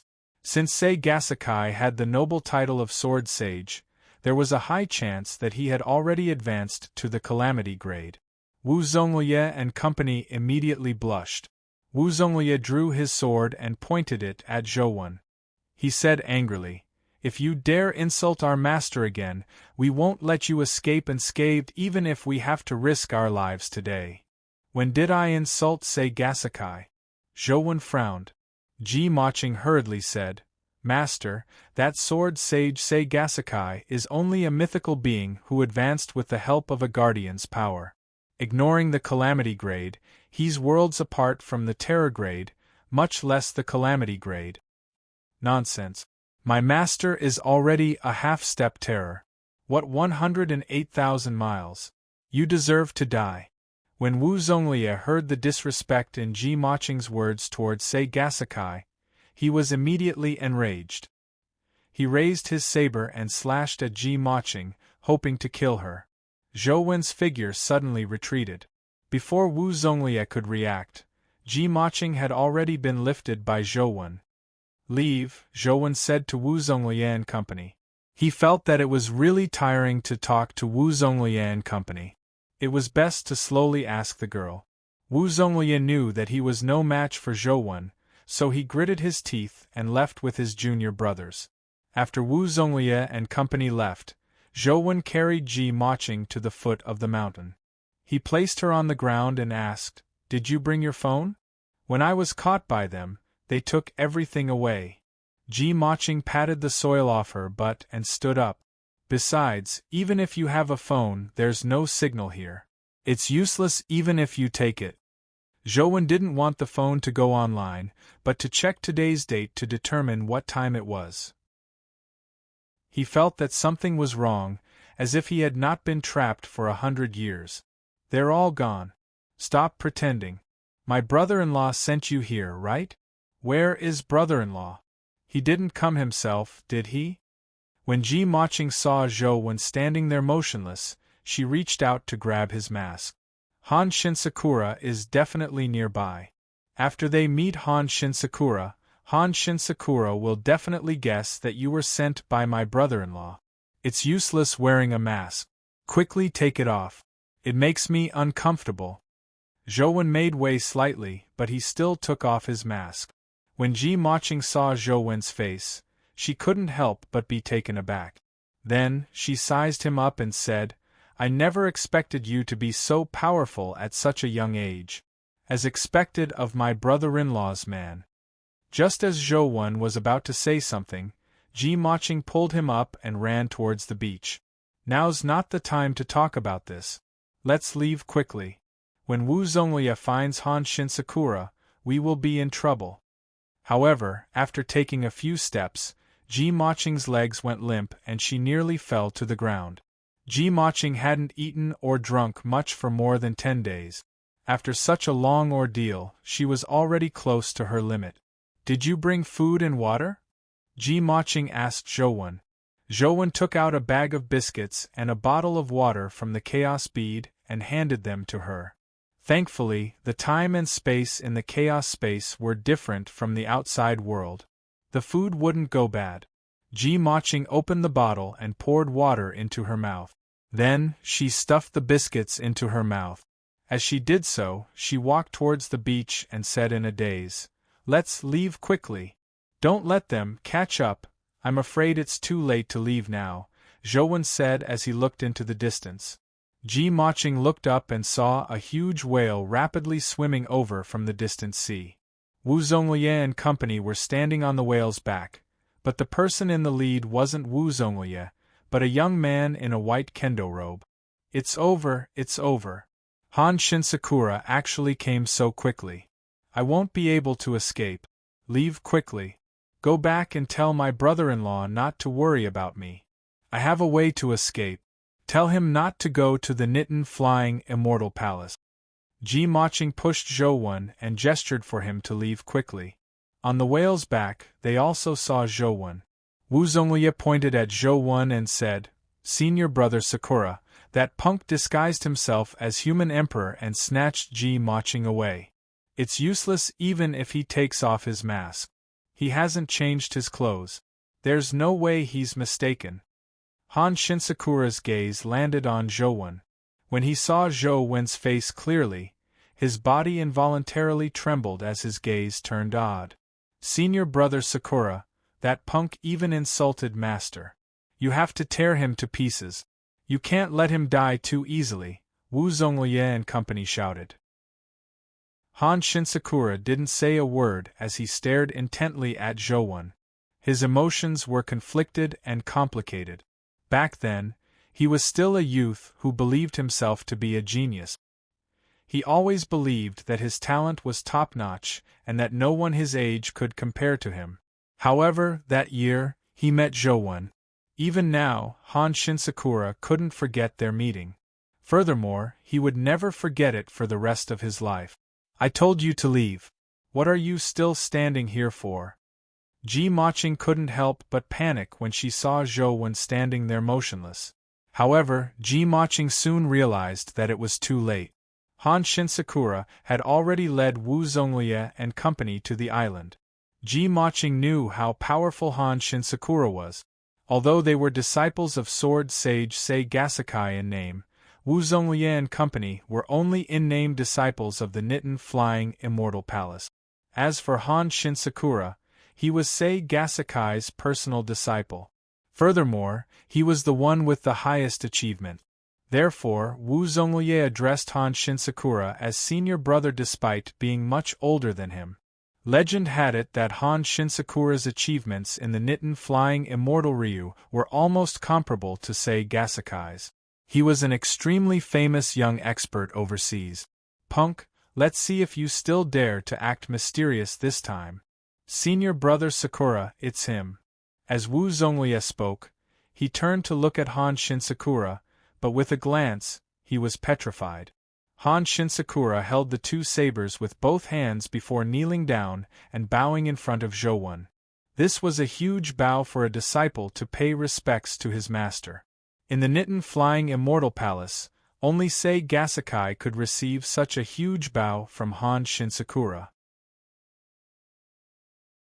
Chapter 11-18.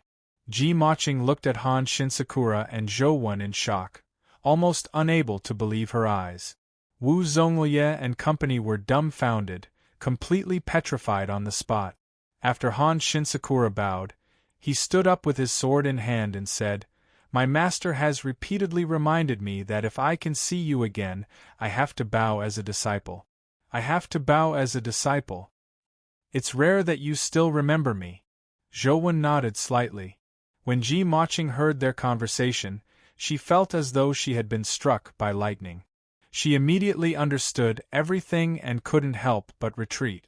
She had already realized that Zhou wasn't someone sent by her brother-in-law. It was even very likely that he was a famous overseas devil. Otherwise, why would a person like Han Shinsakura bow so respectfully to him? He even said that the sword sage had instructed him to bow as a disciple. A person that even sword sage Sei Gasakai thought highly of was definitely not as simple as he looked. Under that young appearance, it was very likely that he was an old monster who was eternally young.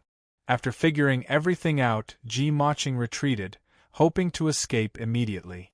Zhou didn't chase after her. Zhou didn't say a word, and Han Shinsakura didn't get anyone to chase after her. Ji Maching summoned the turtle companion beast and quickly left the island. Sir, should we bring her back? Han Shinsakura asked Zhou. Why are you capturing her? Zhou asked. Han Shinsakura recounted the entire story.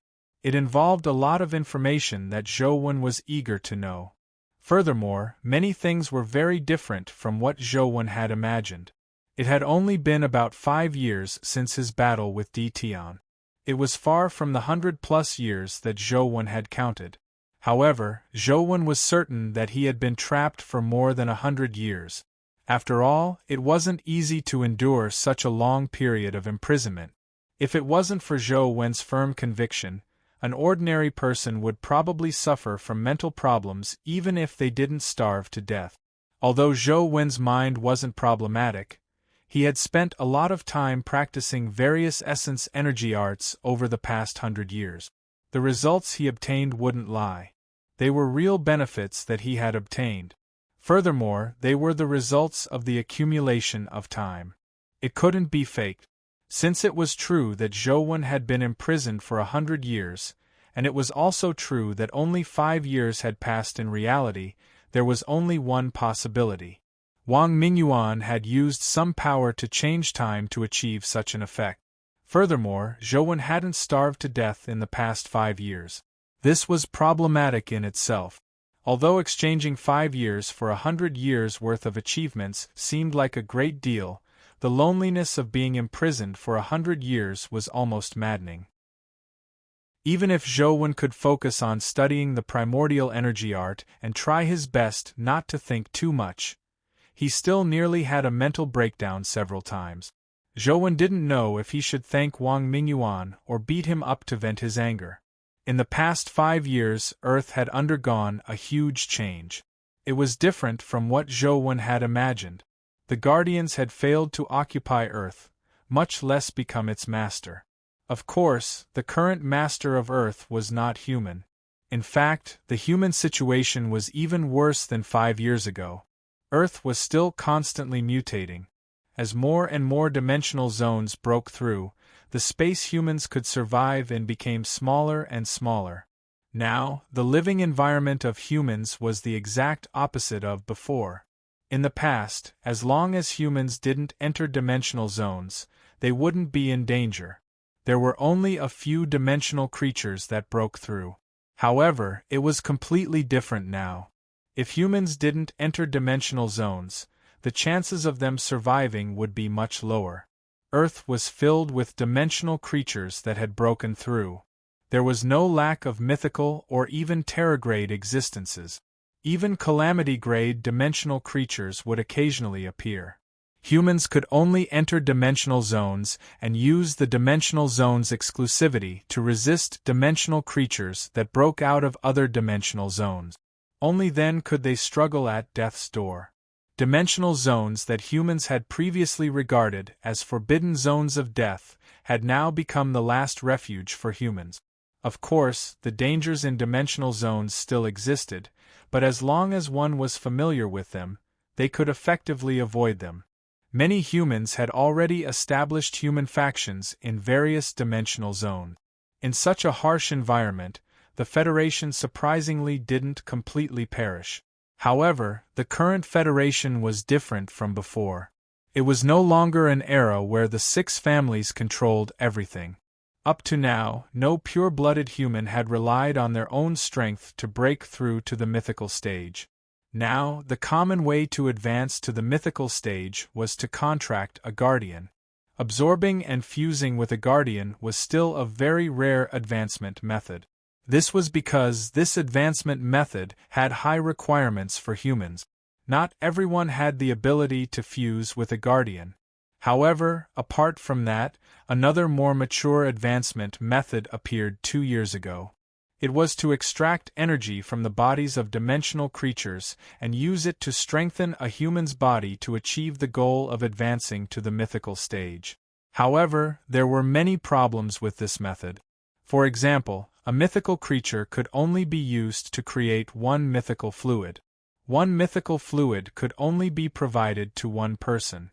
As for whether this person could advance to the mythical stage with the help of the mythical fluid, it was affected by many factors. The overall success rate was only a few %. Furthermore, if one failed, there would be many side effects or even death. Even if one succeeded, that person's life providence, life soul, and wheel of destiny would be affected by the mythical creature. In other words, the strength of the mythical creature used to create the mythical fluid determined the strength of the person after advancing to the mythical stage. It might even affect the possibility of advancing further in the future. Furthermore, just like fusing with a guardian, the genes of humans would mutate.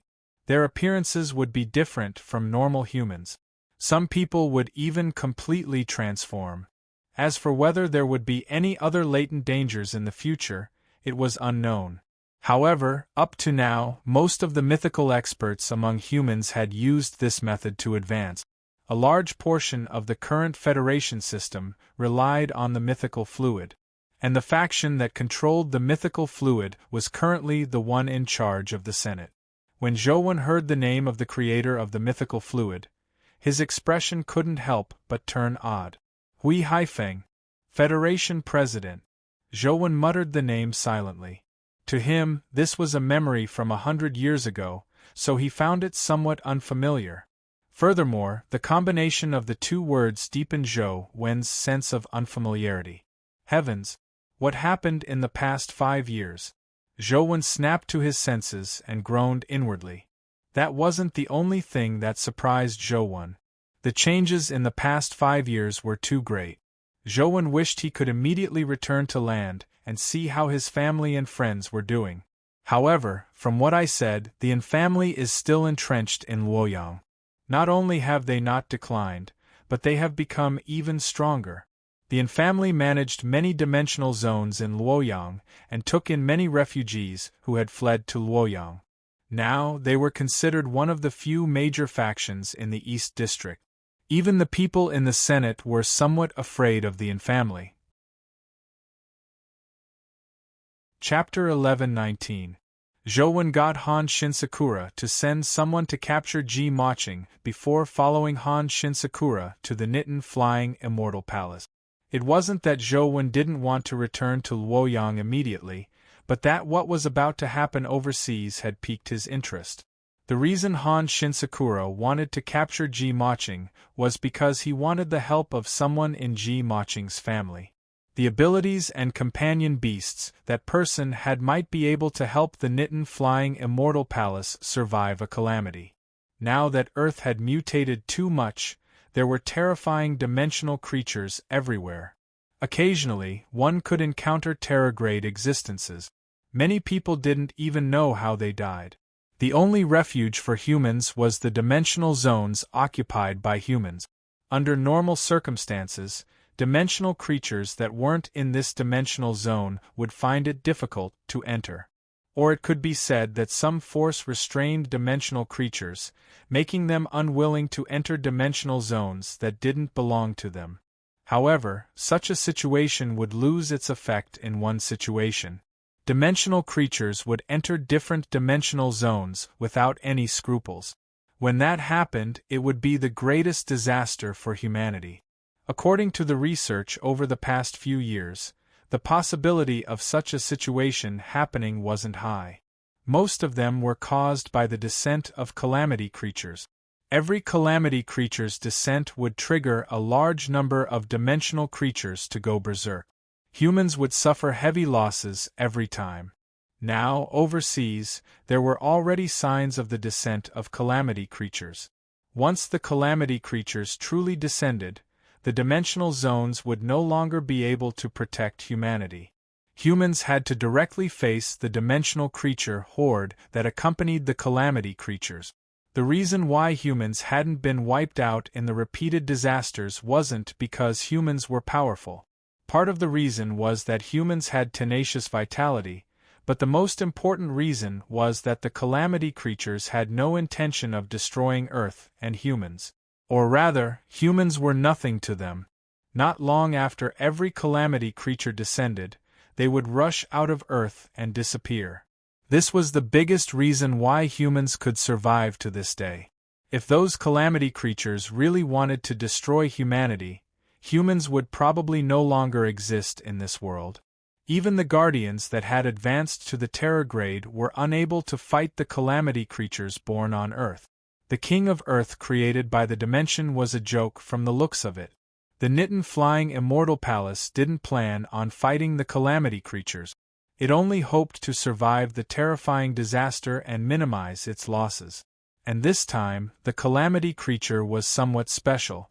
The dimensional creature horde it triggered had extreme Een attributes.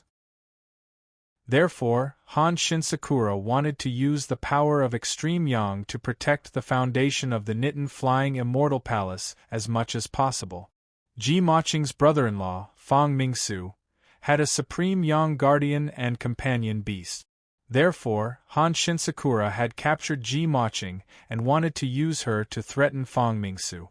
This matter was secretly done by Han Shinsakura himself. Sei Gasakai didn't know about it. Although Han Shinsakura wasn't willing to do such a thing, in order to protect the foundation of the Nitin Flying Immortal Palace, Han Shinsakura was already prepared to lose his reputation. He might even be expelled by Sei Gasakai. Night of 100 Ghosts? When Zhouwen heard Han Shinsakura and company's description of the calamity creature's descent, he couldn't help but think of a myth. That's right. It's the Night of 100 Ghosts. Han Shinsakura nodded slightly. In fact, this was the term they used to call this disaster. When Wu Zhonglie and company saw how respectful Han Shinsakura was to Zhouwen along the way, they muttered inwardly, unsure of Zhouwen's origins. They had similar thoughts as Ji Maching. They felt that Zhouwen definitely wasn't as young as he looked. He was definitely an old monster who could retain his youth. He just looked young. Under their lead, Zhouwen arrived at the dimensional zone where the Nitin Flying Immortal Palace was. Beside the dimensional zone named Fuji Island, Zhouwen saw the tiny palm symbol that he hadn't seen in a long time. Zhouwen took out his phone and snapped a picture of the reef engraved with the words, Fuji Island. The phone quickly entered the download screen. It's been a long time since I downloaded a dungeon. Zhouwen's 100 years felt like a dream. He hadn't touched a game for 100 years, so now that he held his phone, he couldn't help but feel an itch. It wasn't to grind for equipment or anything. It was just that his hands were itching. The taboo power on Fuji Island is very strange. On the island, apart from pure physical strength and sabers, no other power can be used. Otherwise, it will trigger the taboo power and directly destroy it. The powers of all sorts of companion beasts are included. Before entering the island, Han Shinsakura had specially exhorted Zhouwen. That's a little strange. If I have fire elemental powers, can't I use them? Zhouwen asked. No, apart from pure physical strength, no other powers can be released, Han Shinsakura answered. Zhouwen followed Han Shinsakura onto the island and gave it a try. Indeed, he couldn't release his essence energy outside his body. It was as though his body had become a cage. It's no wonder Sei Gasakai chose this place to build the Nitin Flying Immortal Palace. It's indeed a good place, Zhouwen thought. Ji Maching was escorted by Wu Zhonglie as she followed behind. She looked around as though she was searching for a possible way to escape. She was quite bold. A 17-year-old girl had been escorted to such a place, but there wasn't any panic on her face. However, Ji Maching's eyes darted around, but she couldn't think of a way to escape. Wu Zonglier and company felt as though a cat was scratching their hearts. They really wanted to know Zhou Wen's origins, but Han Shinsakura remained silent about Zhou Wen's origins. It made them feel terrible. After entering Fuji Island, Han Shinsakura bowed to Zhou Wen and said, "Sir, I need to make a move first. I'll inform my master that you are here. Wu Zonglier will take you there." Zhou Wen nodded slightly before Han Shinsakura bade farewell and left. Wu Zonglier continued walking with Zhou Wen and Ji Maching. Before long, they arrived at an artificially built city. This city wasn't big, and most of the buildings were made of wood. Zhou Wen realized at a glance that the wood wasn't cut with a saw or other tools, but with a sword. The buildings in the entire city were cleaved out by a sword and a saber. Furthermore, the users were definitely not a small number of people. After entering the city and walking along the streets, the disciples of the Nitin Flying Immortal Palace sized up Zhou Wen and Ji Maching curiously. Just as they took a step down the long street, they suddenly saw a group of people rushing over. Zhou Wen recognized the person in the lead. It was the old man he had met in Peony Garden, Sei Gasakai. However, not only did Sei Gasakai not look old, but he also looked younger. Furthermore, his aura became more elegant and otherworldly. Chapter 11:20. Wu Zonglier and company were even more alarmed. With Sei Gasakai's current status overseas, even if those famous devils came, they would have to treat Sei Gasakai politely. There was no reason for him to let Sei Gasakai come out to welcome them. Now, not only had Sei Gasakai come out to welcome them, but he had even come half a street away. From the looks of it, if Zhou Wen hadn't entered Fuji Island, he would probably have gone out to welcome them. The ordinary disciples on the way didn't know what had happened, but when they saw Sei Gasakai appear on the long street, they automatically retreated to the side and stopped to watch. Soon, Sei Gasakai arrived near Zhou Wen. Sei Gasakai originally wanted to walk in front of Zhou Wen, but he seemed to think of something and stopped a few steps away from Zhou Wen. "All disciples of the Nitin Flying Immortal Ryu, listen up," Sei Gasakai said solemnly as his voice spread throughout the entire Nitin Flying Immortal Palace. The disciples in the palace looked at Sei Gasakai and respectfully waited for his orders. "Homecoming," Sei Gasakai said. Everyone was taken aback, but they quickly reacted. They knelt on the ground and unsheathed the sabers at their waist. They carefully placed the sabers and scabbard on the ground in front of them. Homecoming was a ritual of the Nitin Flying Immortal Ryu. Typically, when juniors sought guidance from seniors, they would respectfully place the sabers in front of the other party as a form of seeking guidance. However, Sei Gasakai had no idea what he meant by asking them to homecoming. However, Sei Gasakai was the creator of the Nitin Flying Immortal Ryu. He was like a god in the hearts of his disciples, so naturally, no one dared to question his orders. Although they didn't understand, they did as he said. On the long street, only Zhou Wen, Ji Maching, and Sei Gasakai were still standing. Sei Gasakai pulled out his two sabers from his waist and held them with both hands. He offered them to Zhou Wen. "Sir, Sei Gasakai doesn't dare wear a sword in front of you. Please accept it." The moment he said that, many disciples were shocked speechless. Sei Gasakai was publicly recognized as the #1 swordsman overseas. Although he was not the strongest overseas in terms of level and strength, he was the true #1 in terms of the realm of swordsmanship.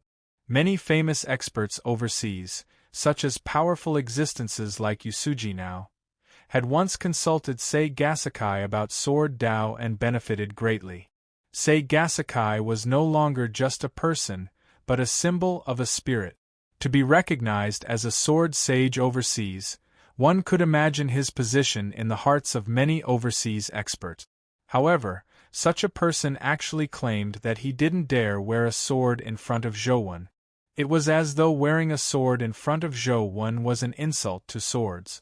How could they not be alarmed? Wu Zhongye was dumbfounded. He originally imagined that Zhou Wen and Sei Gasakai were old acquaintances or were related by blood. That was why Sei Gasakai had made a disciple like Han Shinsakura treat him as an elder. But from the looks of it, that wasn't the case at all. Sei Gasakai's actions were truly surprising. This fellow must be a super devil. Could he be Jing Daoxian? Ji Maching was alarmed. Apart from Jing Daoxian, she really couldn't think of anyone else who was worthy of Sei Gasakai's treatment. I haven't used a weapon in a long time. Put it away, Zhou Wen said indifferently. Sei Gasakai bowed slightly before putting away the two sabers. However, he didn't wear them again. Instead, he threw the two sabers on the ground and said to the disciples, "If not for Mr. Zhou, there wouldn't be the present Nitin flying immortal Ryu. In the future, you have to be more respectful to him than to me.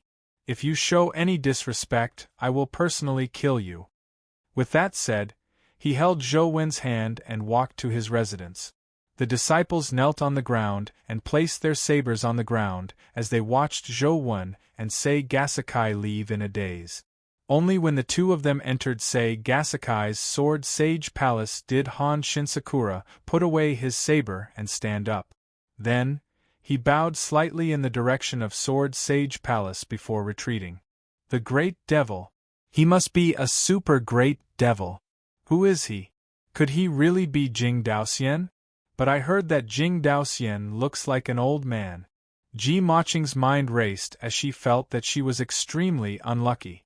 She never expected to encounter such a devil while escaping. Sei Gasakai was a martial arts fanatic as he dragged Zhou Wen to discuss the sword Dao. If it were an ordinary person, it would probably be difficult for them to communicate normally with this elder who was known as a sword sage. However, Zhou Wen had been trapped for 100 years. He had long deduced the heart-defying sword formed from the 3,000 sword intense to its limits. He didn't dare say much about anything else, but in terms of sword Dao realm, even Sei Gasakai was far inferior to him. Furthermore, the Nitin flying immortal Ryu that Sei Gasakai created was partially inspired by Zhou Wen's transcendent flying immortal. Some of the details that Zhou Wen mentioned often made Sei Gasakai feel enlightened. Zhou Wen didn't know if he should be happy or sad. His transcendent flying immortal had actually shone brilliantly overseas. This was something he had never imagined before. However, from the looks of it, the conflict between the Federation and overseas was actually nothing. There were too many existential crises facing humanity, so they couldn't care less about internal strife. Sei Gasakai also shared some of his insights and Sword Dao experiences and asked for Zhou Wen's guidance. After Zhou Wen heard that, he couldn't help but admire Sei Gasakai. He was indeed a genius in the Sword Dao. Many of the insights that Sei Gasakai had mentioned were things that Zhou Wen had only figured out after being trapped for decades. However, as Zhou Wen needed to cultivate more essence energy arts, he didn't focus on his sword all the time. Otherwise, it wouldn't have taken him so long. Zhou Wen's occasional pointers hit Sei Gasakai's heart. It hit the nail on the head, making Sei Gasakai worship him like a god. If everything that Sei Gasakai had done previously was because he didn't forget his roots and was grateful to Zhou Wen, then Sei Gasakai was truly convinced. He almost considered himself his disciple. Their discussion was interrupted when a train's whistle sounded. Just as Zhou Wen was wondering why there was a train here, a disciple came in a panic to report that a dimensional creature that looked like a train was rushing towards Fuji Island. Zhou Wen was somewhat curious as he followed Sei Gasakai out to take a look. Soon Zhou Wen, who was outside, saw a train. The shape of the train looked like an ancient steam train. However, the front of the locomotive looked like the skull of a cow, while the carriage at the back looked like a huge black coffin. In the dark night, it traveled over the sea, but the wheels burned with blue flames. It was like a ghost train from hell. Wherever the ghost train went, the seawater surged over, transforming into huge waves that slammed into the island. Ordinary waves naturally couldn't threaten the disciples of the Nitin flying immortal Ryu, but after the waves passed, the disciples who were drenched by the waves seemed to have lost their minds. They actually walked towards the ghost train, unable to be stopped. Chapter 11:21. Hum. With a sword hum tearing through the night sky, Han Shinsakura tore through the air with 2 sabers in hand and slashed at the strange train. Han Shinsakura held a long saber in front and a short saber in the back. Both sabers had pink flames flowing around them. As for his body, it looked very strange. It was very different from a normal human. He was wearing armor, but it wasn't a guardian armor. Instead, it was an ordinary companion beast armor. However, at that moment, the companion beast armor was dyed pink by the pink flames flowing out of his body. Furthermore, as the pink flames constantly seeped out, they transformed into pink snowflakes that scattered. The light seemed to be emitted from his flesh and blood, not his essence energy. In the flames, Zhouwen also sensed a strong dimensional creature aura. Could this be the mythical liquid he mentioned? Zhouwen thought. With intense pink flames, Han Shinsakura slashed at the train like a flying immortal. The saber in his hand was about to slash at the train. Whoosh! The train's whistle suddenly sounded as a large amount of smoke spewed out from the chimney. Han Shinsakura's saber beam collided with the smoke and immediately, his entire body was enveloped by the smoke. The pink flames immediately dimmed. Oh no, due to the influence of the ghost parade, the taboo power of Fuji Island is weakening. Sei Gasakai's expression changed slightly. He took a step forward and raised his saber above his head. His other hand followed and grabbed the hilt before swinging down with both hands. The invisible saber beam slashed at the locomotive, and the ox-demon skull-like locomotive spewed out a large amount of smoke. After coming into contact with Sei Gasakai's invisible saber beam, Sei Gasakai's invisible saber beam immediately vanished like a stone sinking into the sea. However, Sei Gasakai had already teleported to the left side of the train. He slashed repeatedly with the saber in his hand. With every slash, his figure would change to another position. His figure would appear and disappear like a ghost. The continuous saber beams formed an invisible saber net. With the size of the train, it seemed impossible to dodge such a saber beam attack. The smoke it spewed out was only at the locomotive's position. The coffin-like carriage behind wasn't enveloped by the smoke.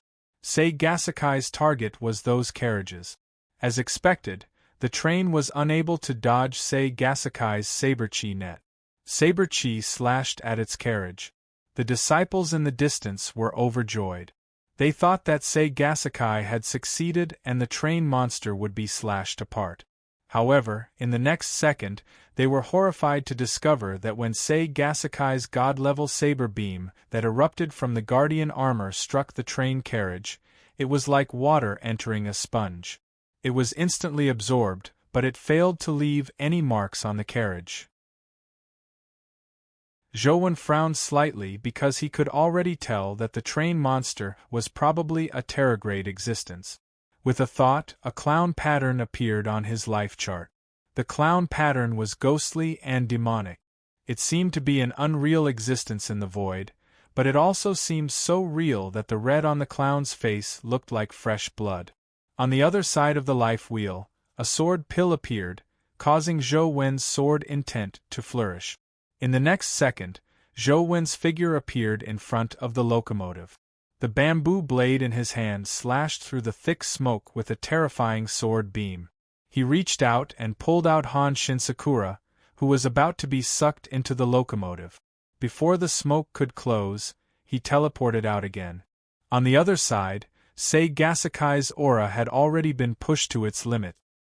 His entire body and the guardian armor were emitting an intense aura. The originally invisible saber beam condensed into something corporeal in his hand, turning into 2 sabers, one long and one short. The long saber carried a vibrant vitality. Under the influence of the long saber, the flowers and plants in the nearby area rapidly grew and bloomed. As for the short saber in his other hand, it had a deathly aura. Any creature that came into contact with the aura would immediately wither. The two sabers in Sei Gasakai's hands danced in unison. Together with his movement technique, he constantly appeared around the train. As he dodged the smoke, he slashed at the train with saber beams of life and death. When the saber beams of life and death slashed at the train carriage, they left behind saber marks. However, the saber marks were too shallow. Furthermore, the carriage seemed to have self-healing abilities. In the blink of an eye, the saber marks vanished. Sei Gasakai seemed to have expected such a situation. His expression didn't change, but the two sabers in his hands merged into one. The saber coexisted with life and death. It was as though it had some kind of destiny power of samsara, causing all life around it to turn upside down. The withered grass regained its vitality, but the tree that was originally brimming with vitality instantly withered. In the same area, it was as though death and the goddess of life had sent down their divine powers at the same time. The powers of life and death constantly intertwined. Finally, Sei Gasakai slashed down with the saber he had raised high, splitting the path of life and death with a single saber strike.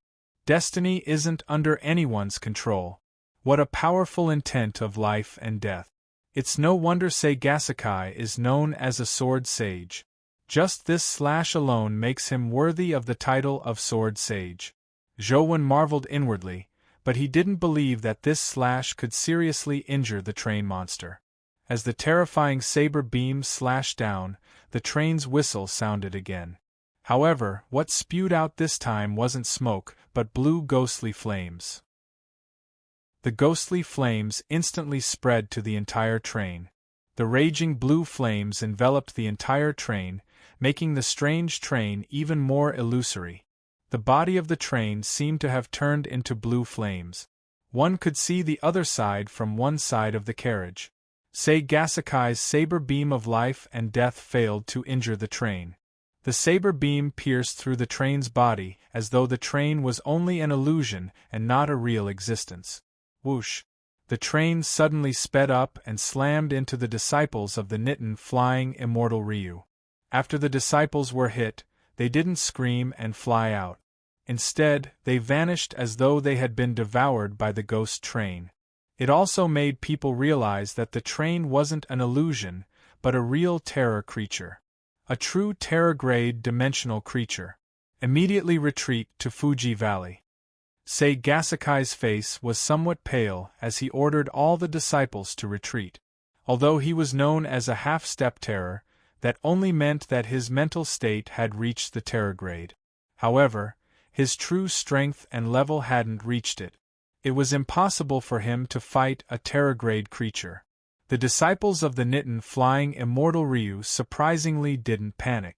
They retreated in an orderly manner, but their speed of retreat was far inferior to the train. They watched as the train roared forward. The eyes of the Nitin flying immortal Ryu disciples behind were filled with horror, but they didn't scatter in all directions. Instead, they turned around and charged at the train with their sabers. Their faces were filled with determination as though they wanted to use their bodies to buy time for their companions to escape. However, Zhouwen knew very well that their actions were no different from courting death. With a thought, Zhouwen's wheel of destiny changed again. Death, death. Chapter 11:22. On the wheel of destiny, a third pattern appeared. It was an existence that resembled a god or a fiend. It sat cross-legged with its eyes closed, like an old monk in meditation or a sleeping fiend celestial. When the pattern completely appeared, a huge Hell King projection appeared in front of Zhouwen. As for Zhouwen, he had already teleported to the top of the locomotive. The Supreme Hell King, who was like a giant god-fiend, slapped down on Ghost Train's front. The originally speeding Ghost Train slowed down. Supreme Hell King blocked the locomotive with both hands, but his body was pushed back rapidly by a terrifying force. His hands, which were in contact with the locomotive, were also being devoured by the strange blue flames. Zhou was somewhat delighted when he saw that Supreme Hell King's strength was effective against the locomotive. Supreme Hell King was still at the mythical stage after all. For him to be able to slow down the ghost train in a head-on collision meant that Supreme Hell King's strength had a powerful restraining effect on the ghost train. Otherwise, any other mythical life soul would have long been devoured by the ghost train. Upon receiving the information from Supreme Hell King, Zhou seemed to come to a realization. After 100 years of cultivation, Zhou had already pushed the small perfection of wisdom to the limits of the mythical stage. Supreme Hell King was also at the peak of the mythical stage, but for some reason, he couldn't take another step forward. Now that Supreme Hell King was fighting the Terragrade ghost train, Zhou understood the root cause. Supreme Hell King hadn't been able to take another step forward not because Zhou realm was insufficient, but because his body was limited when he was trapped. At this moment, Zhou had already guessed that he might really have been trapped for 5 years, not more than 100 years. This was because his realm had been constantly increasing, but the essence energy art in his body hadn't kept up with his realm's increase. It was very likely because his body and thoughts weren't synchronized. In other words, Zhou felt like he had experienced 100 years, but his body had only experienced 5 years. What did teacher do? Or could it be that it's the power of Mount Fangzhong? Teacher only used the power of Mount Fangzhong? Zhou wasn't in the mood to think about that. Supreme Hell King was pushed back by the train as his body was constantly burned by the blue ghost fire. However, ghost train's speed slowed down significantly as a result, allowing the Nitin flying-style disciples to retreat to the side in time. Only the train pushed Supreme Hell King forward. Supreme Hell King was like an emotionless machine as he truthfully transmitted everything he had experienced to Zhou brain, making his feelings intensify. Then let's give it a try. Zhou eyes focused as the small perfection of Wisdom Sutra quickly flowed in his body. The Supreme Hell King symbol on the Wheel of Destiny also burned with invisible negative karmic flames. After the Nitin flying immortal Ryu disciples fled, they watched the battle between Ghost Train and Supreme Hell King. They could tell that Supreme Hell King was clearly a life soul. Furthermore, Zhou didn't have the aura of a dimensional creature or guardian. He was likely a human. However, it was hard to believe that a pure human could fight against the spectral train. After all, Sei Gasakai and Han Shinsakuro were mythical experts. Sei Gasakai was known as a half-step terror expert. Even he found it difficult to fend off the spectral train. A pure human using his life soul was actually able to temporarily withstand the spectral train. Even if it was only for a short period of time, it was shocking enough.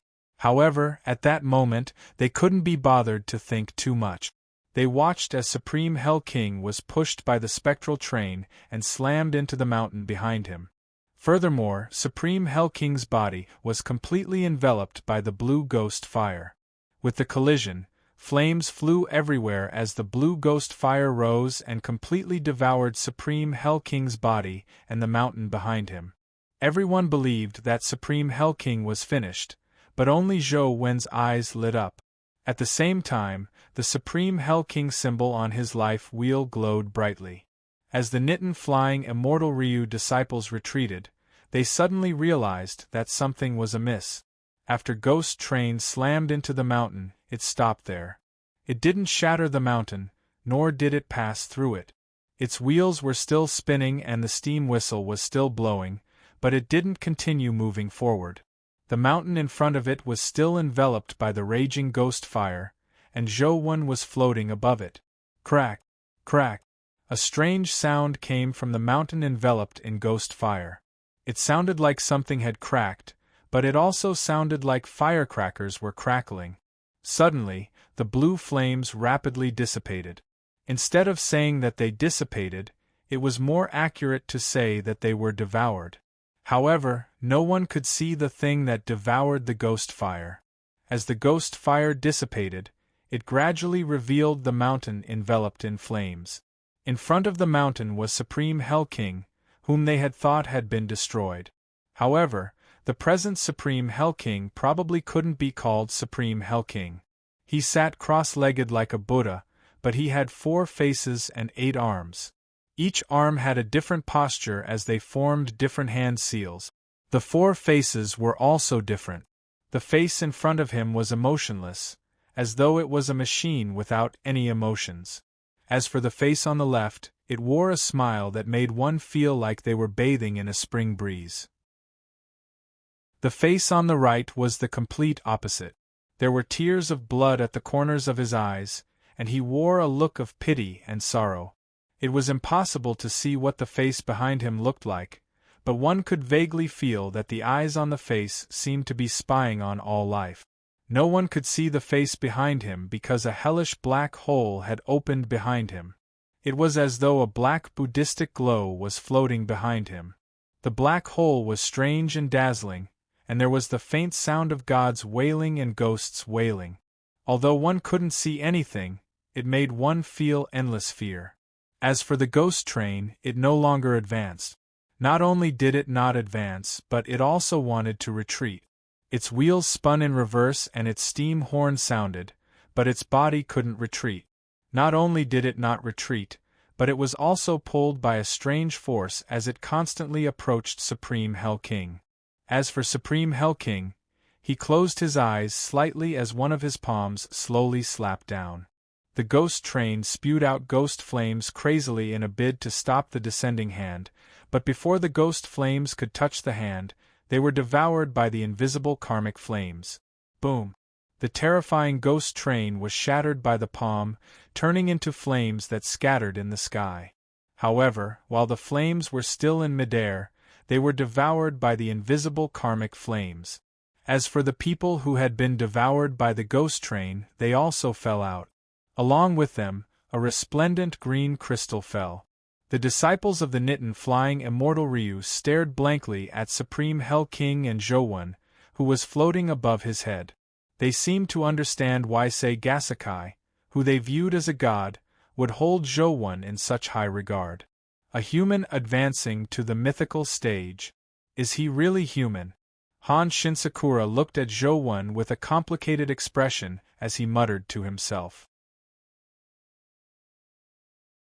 Chapter 11:23. Unfortunately, it's not a companion egg. In a room, Zhouwen played with the crystal that dropped from the ghost train. He used his phone to take a picture and realized that it was a dimensional crystal with 96 strength. Zhouwen's strength hadn't reached its maximum state, so he could absorb it directly. A warm current fused into Zhouwen's body before his strength attribute rapidly increased. It only stopped after 81. It actually reached the limits of the mythical stage at 81 points? Zhouwen was slightly taken aback.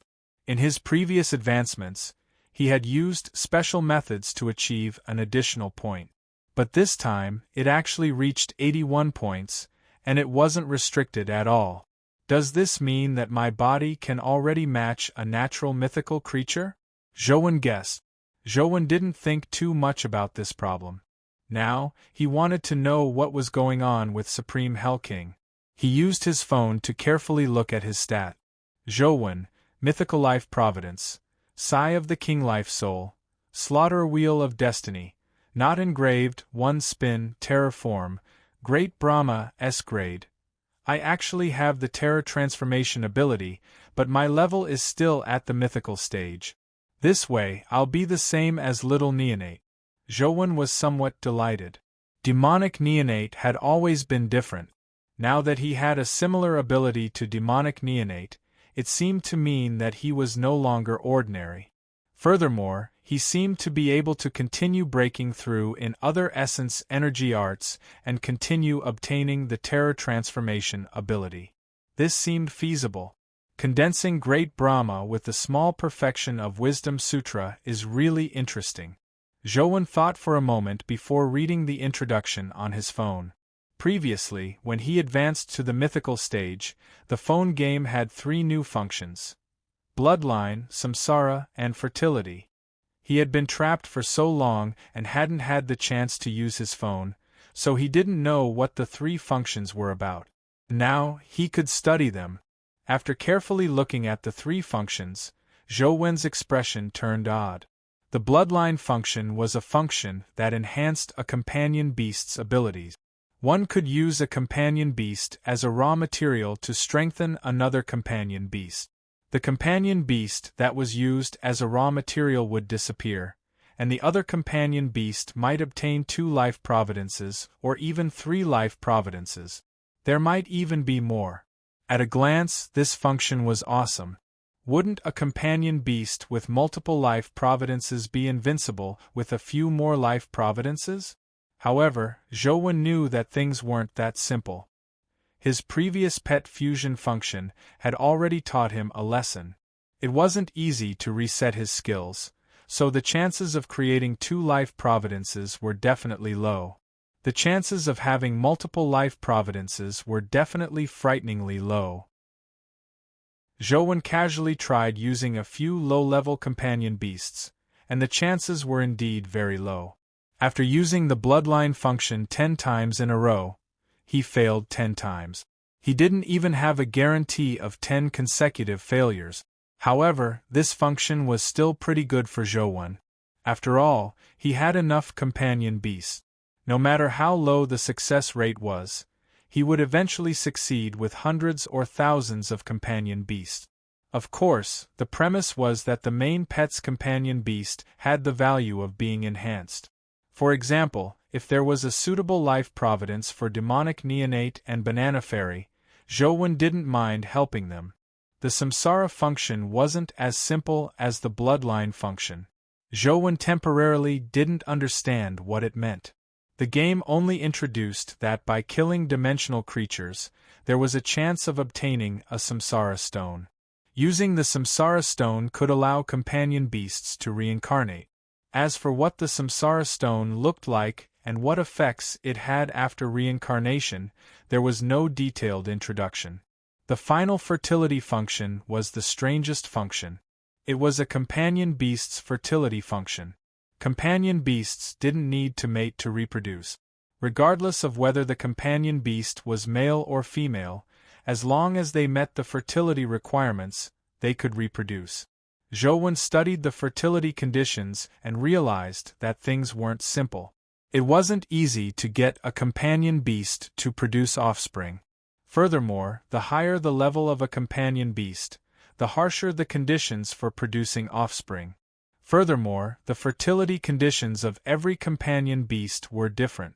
As long as he used the fertility function to check on a companion beast, he could know its fertility conditions. However, some companion beasts didn't display the fertility conditions. For example, demonic neonate didn't display the fertility conditions. Banana fairy did display the fertility conditions, but her fertility condition was to freely choose her partner. He had no idea how Banana Fairy chose her partner. Could there be a banana man in this world? Zhou Wen thought for a moment and felt that it was unlikely. He had never heard of any famous banana creature being male. Tyrant Behemoth's fertility conditions were even more extreme. It directly indicated that there was only Behemoth in the world and that it was unable to find a fertility partner. After looking at his companion beasts, he realized that there were all sorts of strange fertility conditions, but there weren't many mythical companion beasts that could immediately give birth. Now, the ones that could meet the fertility conditions were actually the Light Concealment Sword and the Night Immaculate Sword. The fertility conditions of these 2 mythical swords were sword-type companions, making them a pair. Since Zhou Wen didn't use them much, he decided to give it a try to see what the fertility function could produce. He placed the Light Concealment Sword and the Night Immaculate Sword on it before clicking on fertility.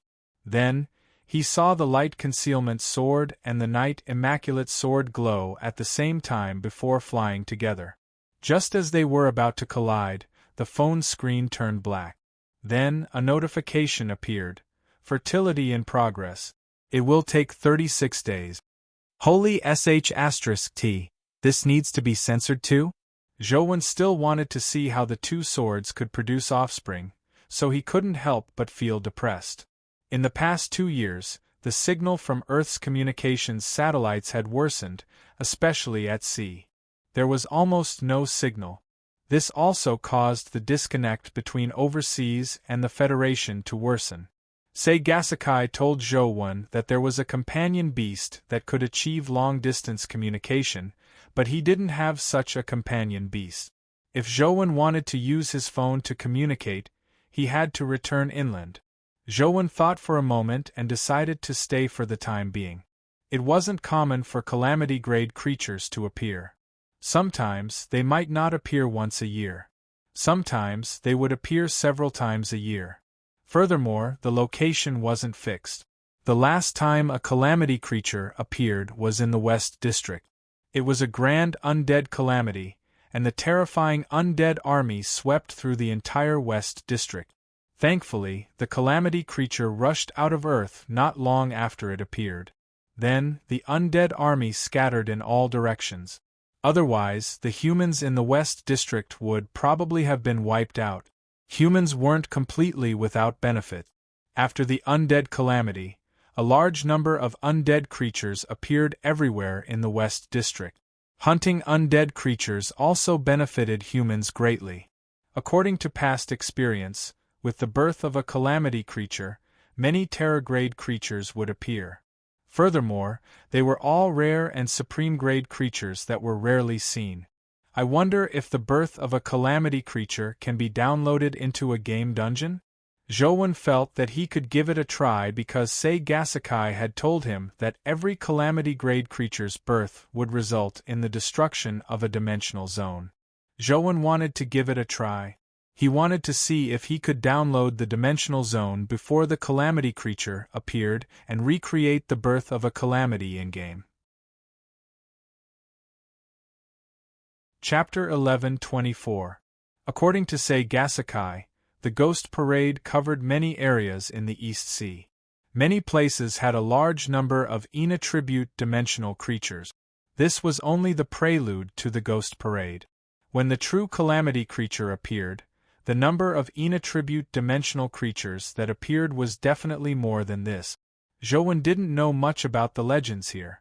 Sei Gasakai told Zhou Wen that if the Ghost Parade was as the legends said, there would probably be more than 100 dimensional creatures like the Ghost Train. As for the source of the Ghost Parade, Sei Gasakai wasn't too sure. He only knew that a large number of inattribute dimensional creatures had first appeared in the Ryukyu archipelago. As for which dimensional zone had appeared first, Sei Gasakai wasn't too sure. Zhou Wen planned on heading to the Ryukyu archipelago to take a look before the calamity creature appeared. Sei Gasakai originally wanted to accompany Zhou Wen, but because he had to defend against the dimensional creatures that might appear, he eventually chose to give up. However, he still got one of his personal disciples to be Zhou Wen's guide. As for the captured Ji-Maching, Sei Gasakai didn't plan on using her to threaten Fang Mingsu for help. Therefore, he got Zhou Wen to take Ji-Maching with him and send her inland. Zhou Wen also wanted to return inland, so he agreed. After the three of them set off together, Ji-Maching didn't believe Zhou Wen's words. She felt that Zhou Wen was a super devil overseas. There had to be some conspiracy behind bringing her along. It was very likely to deal with Fang Mingsu. Zhou Wen couldn't be bothered to explain. Instead, Sei Gasakai's disciple treated Zhou Wen like a god. Perhaps it was because of Sei Gasakai's orders that he obeyed Zhou Wen the entire way like a maid. Sei Gasakai's female disciple's name was Shiraishi Satomi. She was 27 or 28 years old. Although she was still at the epic stage, her sword cultivation level was very good. Apart from Han Shinsakura, she was the disciple that Sei Gasakai was most proud of. Not only was Shiraishi Satomi in charge of leading the way, but she also took care of Zhou Wen's food and lodging along the way. Without Zhou Wen needing to say anything, everything was prepared. She was even more thorough than Zhou Wen himself. This devil is indeed lying to me. This isn't the direction to return inland at all. Ji-Maching cursed inwardly, but she didn't dare show it in front of Jowon. Under Shiraishi Satomi's guidance, Jowon quickly arrived at the Ryukyu archipelago. Indeed, there were many Ina tribute dimensional creatures on the island. What famous dimensional zones does Ryukyu have? Jowon asked Shiraishi Satomi. Ryukyu isn't too far from the overseas islands and inland. Its culture has also been influenced by both sides.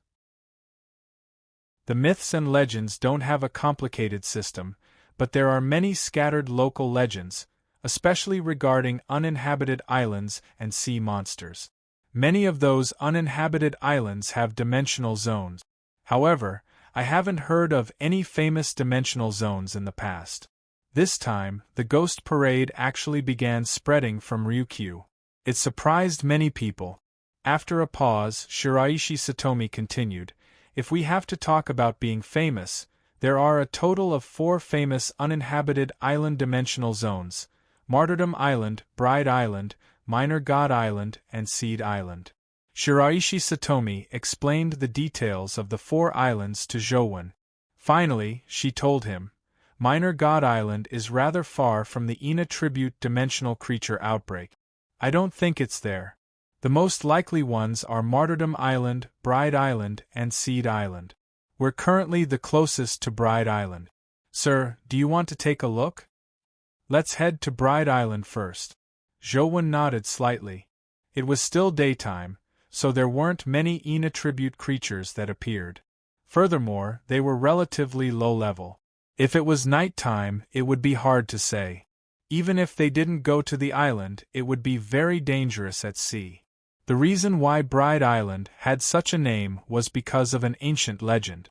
Legend had it that there were 3 hard-working fisherman brothers living on the island. However, due to their poverty, the 3 brothers didn't get married. In the end, the 3 brothers came up with a plan and pooled money together to marry a wife for their eldest brother. Furthermore, they agreed that after their eldest brother got married, the 3 brothers would continue working hard and save money for their second brother's wife. The 3 brothers pooled enough money to marry their eldest brother a wife. She was extremely beautiful, and the eldest brother was extremely happy when he saw her. On the second day of the wedding, the eldest brother went out to sea to fish. Thinking that the second brother wasn't young anymore, he wanted to catch more fish to exchange for some money for his second brother's wife. However, who knew that the eldest brother didn't return? A few days later, the eldest brother's boat floated back, but there was no one on it. Second brother and third brother couldn't find their eldest brother. They knew that their eldest brother was definitely doomed, so they had no choice but to hold a funeral for their eldest brother. Back then, it wasn't easy to live, so they didn't pay much attention to it. After the eldest brother died, second brother and third brother came up with a plan and decided to let second brother marry the eldest brother's wife. However, on the second day of the wedding, second brother also went out to sea to fish and didn't return either. As a result, the nearby fishermen spread the news that the bride had jinxed her husband and was a demoness. However, third brother didn't believe in it. After his brother's funeral, he still married the bride. After all, the bride was too beautiful. It was no wonder that third brother was moved. However, third brother was still a little careful. After the wedding, he planned on resting for a few days and not going out to sea to fish. However, from then on, no one saw third brother again. After a period of time, someone boldly went to the island and went to the 3 brothers' house, only to find that it was already abandoned. In the house, they found a man's skeleton, but the bride was nowhere to be seen. The nearby fishermen said that the bride was a demon from the sea, so no one dared to go to the island again. This was how Bride Island got its name. After the dimensional storms, dimensional zones appeared on Bride Island. The nearby fishermen had once heard the cries of women coming from the island. None of the people who had mustered the courage to head to the island returned alive. The island's infamy was very famous in the vicinity. Now that the origins of the ghost parade were nearby, Bride Island was considered one of the more suspicious dimensional zones. Soon, the 3 of them arrived near Bride Island. Zhou looked at the legendary Bride Island and realized that the island wasn't very big. It was probably smaller than a village, but the island was covered in fog. Even with Truth Listener's ability, it couldn't hear what was on the island. Just as Zhou was sizing up Bride Island, he suddenly saw a few large ships approaching from afar. On careful look, the logo on the ship belonged to the Federation. Ji Maching was first delighted when she saw the Federation ship, but she was somewhat worried. This place wasn't too far inland, so it wasn't strange to encounter a Federation ship.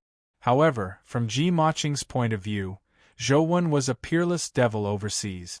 If she sought help from the Federation ships, she might end up harming them. Just as Ji Maching was hesitating about whether to seek help, the ships were already heading over. There was a person standing on the deck of the ship at the front. Ji Maching was overjoyed when she saw the person's appearance. Chapter 11:25. That person was Fang Mingsu, Ji Maching's brother-in-law. Zhou didn't know Fang Mingsu, but Shiraishi Satomi had long known his name. If she had met Fang Mingsu in the past, Shiraishi Satomi would definitely have turned around and left under such circumstances. She definitely wouldn't have given Fang Mingsu a chance to see her. However, with Zhou beside her, Shiraishi Satomi didn't believe that she needed to run. Although Fang Mingsu was very strong and was known as one of the 4 new war gods of the Federation, his guardian had already reached the terror grade. Shiraishi Satomi didn't believe that he was stronger than Zhou. Ji Maching lowered her head and didn't say a word. She had also witnessed Zhou's strength. Even such a terrifying ghost train had been slapped to death by his life soul. Such strength was probably not much weaker than Fang Mingsu. Now that she was in Zhou's hands, she was afraid that Fang Mingsu would be threatened by Zhou and company because of her. "It's Fang Mingsu," Shiraishi Satomi whispered when she saw that Zhou didn't seem to recognize Fang Mingsu. "So he's Fang Mingsu?" Zhou sized up Fang Mingsu and felt somewhat curious. He was curious about Fang Mingsu not because of how strong he was or how famous he was, but because Fang Mingsu was one of the 4 new war gods of the Federation within Tianzhua. Zhou was mainly curious about how strong a person who could be as famous as in Tianzhua was. Fang Mingsu clearly knew that Ji Maching was here and had come for her. The few ships finally stopped when they were a few hundred meters away from Zhou and company. Fang Mingsu stood at the bow and said to Ji Maching with a smile, "Little Qing, don't worry. Since I'm here, I won't let you suffer any more grievances." Brother-in-law. Ji Maching's eyes immediately turned red. After all, she was only 17 or 18 years old. Although she was rather scheming, it would be a lie to say that she wasn't afraid after being abducted overseas. Now that Fang Mingsu was here, she finally had someone to rely on. She didn't have to hold on alone, so her emotions immediately surged. "Don't cry." Fang Mingsu got off the boat and walked on the water step by step. The water didn't even wet the soles of his shoes. "I've long heard of the Nitin flying immortal Ryu. I yearn for the name of Sword Sage, but I never expected him to do such a thing. I'm really disappointed. I believe that Sword Sage Sei Gasakai only has an undeserved reputation. Otherwise, why would he do such a despicable thing?" Fang Mingsu said as he walked. Soon, he was less than 10 meters away from Zhou and company. Upon hearing that Fang Mingsu had insulted Sei Gasakai, Shiraishi Satomi was instantly enraged. Although she knew that she was no match for him, she had to unsheathe her sword to defend her master's dignity. Zhou extended his hand to press down on Shiraishi Satomi's saber-wielding hand. He looked at Fang Mingsu and said, "There's more to this matter. It's not the Sword Sage's doing. Thankfully, this lady wasn't injured. Now that she's returned to you in one piece, why don't we let this matter rest?" Fang Mingsu didn't answer. All she did was look at Ji Maching and ask, "Little Qing, did they bully you?" "No." Ji Maching hurriedly shook her head. If it were any other time, with Fang Mingsu as her backer, she would definitely add fuel to the fire and complain. However, after seeing how terrifying Zhou was, she hoped that this matter would pass without further complications. I'll leave her to you. We'll take our leave. Zhou gestured for Shiroishi Satomi to throw Ji Maching at Fang Mingsu before turning the boat around to leave. Fang Mingsu caught Ji Maching and asked if she had suffered any grievances. On the other side, the few boats blocked Zhou and company's path. Sir, what's the meaning of this? Zhou asked Fang Mingsu. Fang Mingsu didn't even look at Zhou as he continued talking to Ji Maching. Many humans appeared on the boat. One of them was a burly man in a military uniform with a huge axe on his shoulder. He said loudly, "Is our marshal's sister someone you can capture and release as you wish? Are you willing if I capture your wife for a month and return her to you? Then what do I have to do to satisfy you?" Zhou felt that although the burly man's words were vulgar, he was right. This matter was indeed Han Shinsakura's fault. He couldn't be blamed for being overbearing. "You can't make the decision on this matter. Let's say Gasakai talk to us," said the bald man. "Can you make the decision on the Nitin flying immortal Ryu?" Zhou asked Shiroishi Satomi. Shiroishi first shook his head before nodding at Zhou. "I can't make the decision, but you can. Before Master left, he instructed us that our lives were given by you. If you want it, you can take it back at any time." Zhou nodded and looked at the bald man. "I can make some decisions regarding the Nitin flying immortal Ryu. I'll get Han Shinsakura to apologize and let you vent your anger. He didn't do anything out of line. How about sparing his life?" The bald man was slightly taken aback, as though he never expected Zhou to be so easygoing. He couldn't help but look at Fang Mingsu. Only then did Fang Mingsu raise his head and look at Zhou. "You can't make the decision on this matter. Take me to say Gasakai. He has to give me an explanation personally." Zhou couldn't help but frown slightly. He looked at Fang Mingsu and said, "This matter has nothing to do with Sword Sage. Why do you have to see him? Do you want to seek justice for her or do you want to go to the Nitin Flying Immortal Palace?" "Both. Lead the way," Fang Mingsu said indifferently. Zhou already understood that Fang Mingsu's true goal wasn't to save Ji Maching, or rather, it wasn't entirely to save her. Perhaps Ji Maching's capture from the beginning was a trap. Fang Mingsu's true target was the Nitin Flying Immortal Palace and Sei Gasakai. There was no doubt about this, but Zhou didn't understand why Fang Mingsu was doing this. "Sorry, if you want to go to the Nitin Flying Immortal Palace, it's best you go by yourself. I don't have the time to accompany you." Zhou gestured for Shiroishi Satomi to continue sailing. Fang Mingsu frowned slightly. In his intelligence, there didn't seem to be such a person on Fuji Island.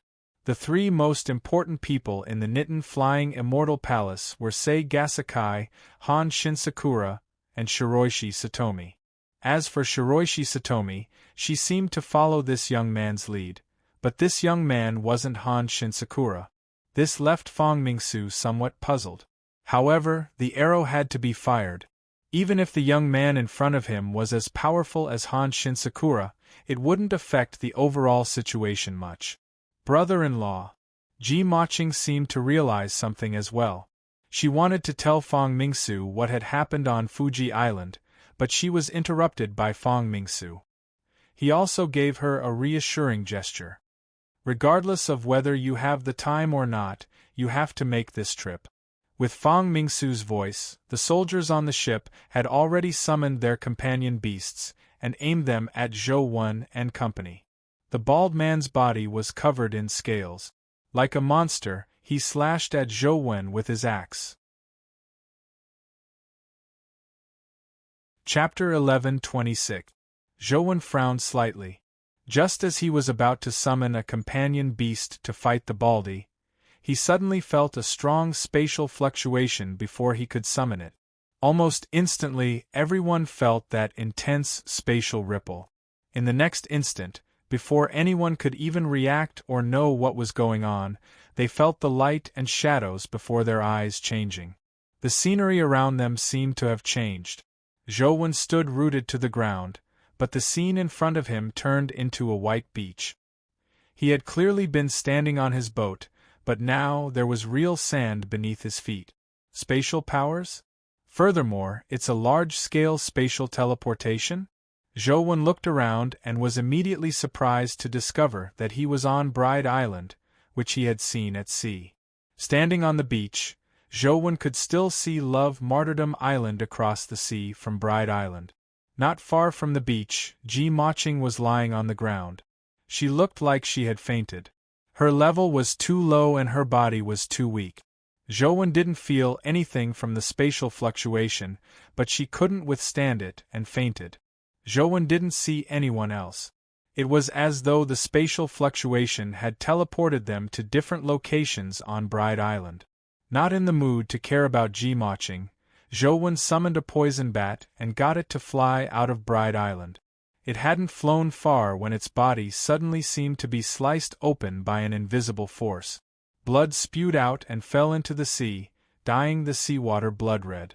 Spatial rift? Zhou summoned another group of poison bats and sent them flying in different directions. The outcome was the same. No matter where the poison bats flew, they would definitely be sliced to pieces as long as they were more than 10 meters away from the island. If the entire Bride Island isn't enveloped by spatial powers, there's an extremely terrifying spatial creature controlling everything, Zhou thought to himself. However, Zhou felt that the former was more likely. His perception abilities were very strong now. If there was such an existence controlling everything, he should have sensed something. If the entire island is enveloped by spatial powers, teleportation definitely won't work. Zhou secretly wondered how he could leave the island. As Zhou was thinking, Ji Maching slowly woke up. When she was almost completely awake, she realized that Zhou was beside her. She immediately jolted and got up to run. However, as Ji Maching ran, she realized that not only was her body not moving forward, but she was also retreating. Then, she felt a hand grab the back of her neck. "Sir, please spare me. I really didn't want to be your enemy. It was that Baldy who wanted to deal with you. It really had nothing to do with me." Ji Moling begged for mercy with a sullen face. "Your brother-in-law doesn't seem to say that," Zhou said to Ji Maching with a smile. He didn't want to make things difficult for Ji Maching.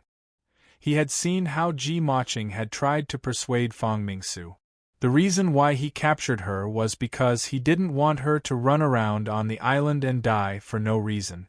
After all, this was a human life. Heavens, what sins did I commit in my previous life? Why did you send me to this devil's side? Ji Maching was depressed to death, but she had no choice but to smile. My brother-in-law doesn't know the immensity of the world. That's why he made an expert like you his enemy. It really has nothing to do with me. I know how powerful you are. How can I be your enemy? Just a sneeze from you is enough to kill me 1,000 times, 10,000 times. Although Ji Maching said that, she was thinking to herself, "Humph, you devil. You can't even compare to a single finger of my brother-in-law. Otherwise, why would you let me go when you saw him? It's all because you're afraid of him. Anyway, this island isn't big. Let's see what you can do to me when he comes to find me." "Very good. I like good children who speak the truth," Zhou said indifferently.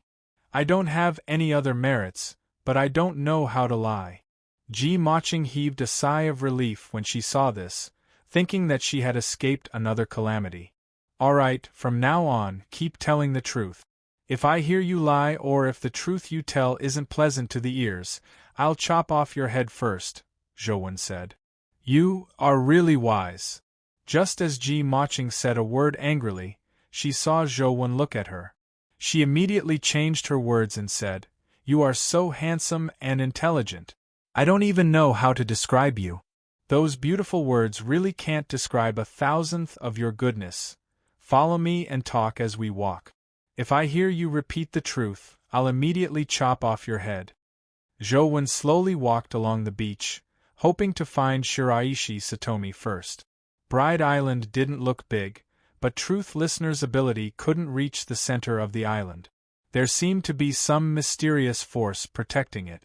Zhou could see a village in the center of the island with his naked eye, but he wasn't willing to take the risk.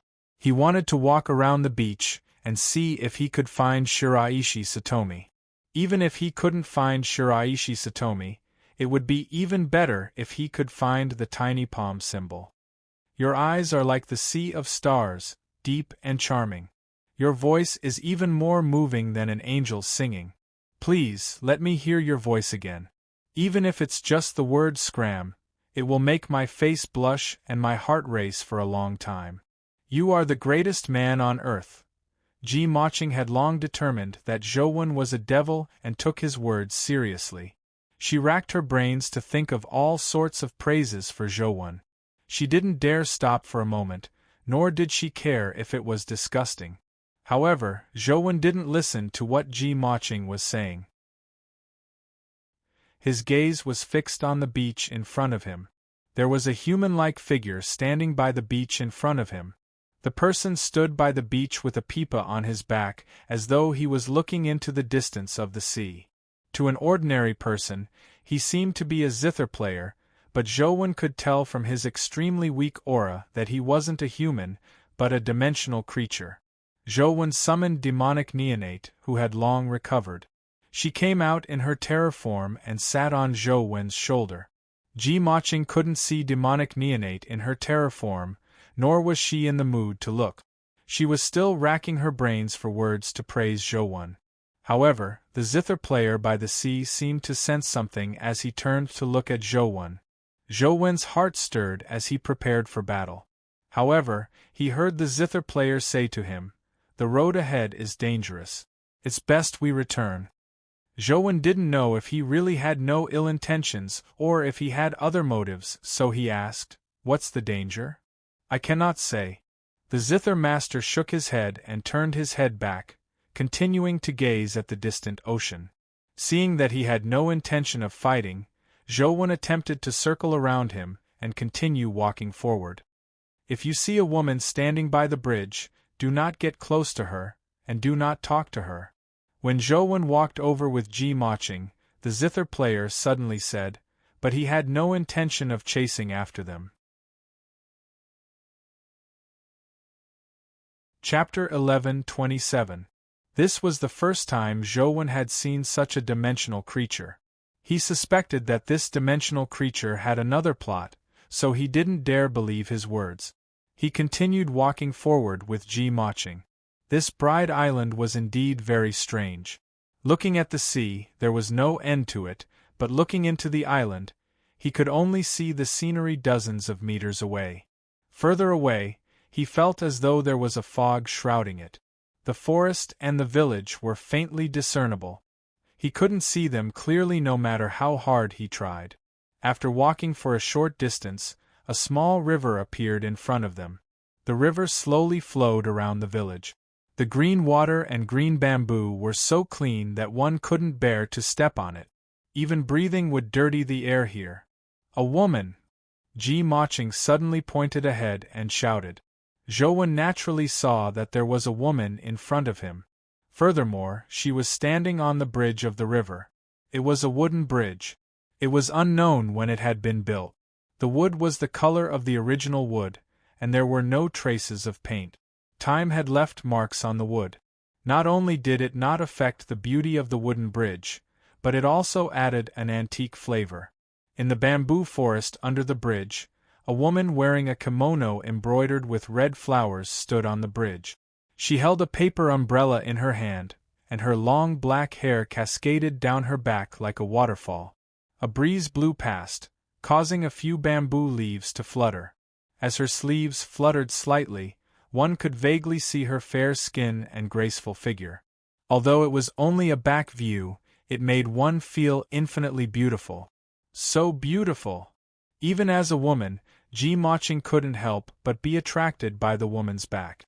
Zhou was also sizing up the woman, But his focus wasn't on the woman's beautiful figure.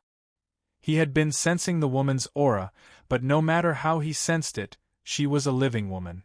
There wasn't any aura of a dimensional creature. There are humans on this island? Zhou frowned slightly. When they approached the bridge, the woman finally turned around. Her face seemed happy and angry, and there was a hint of delicacy amidst her gentleness. Why are you here? Don't you know that this Bride Island is very dangerous? The woman said worriedly when she saw Zhou and Ji Maching. What danger can there be? Aren't you here too? Ji Maching asked. I'm different from you. I'm trapped here and can't leave. It's best you leave quickly.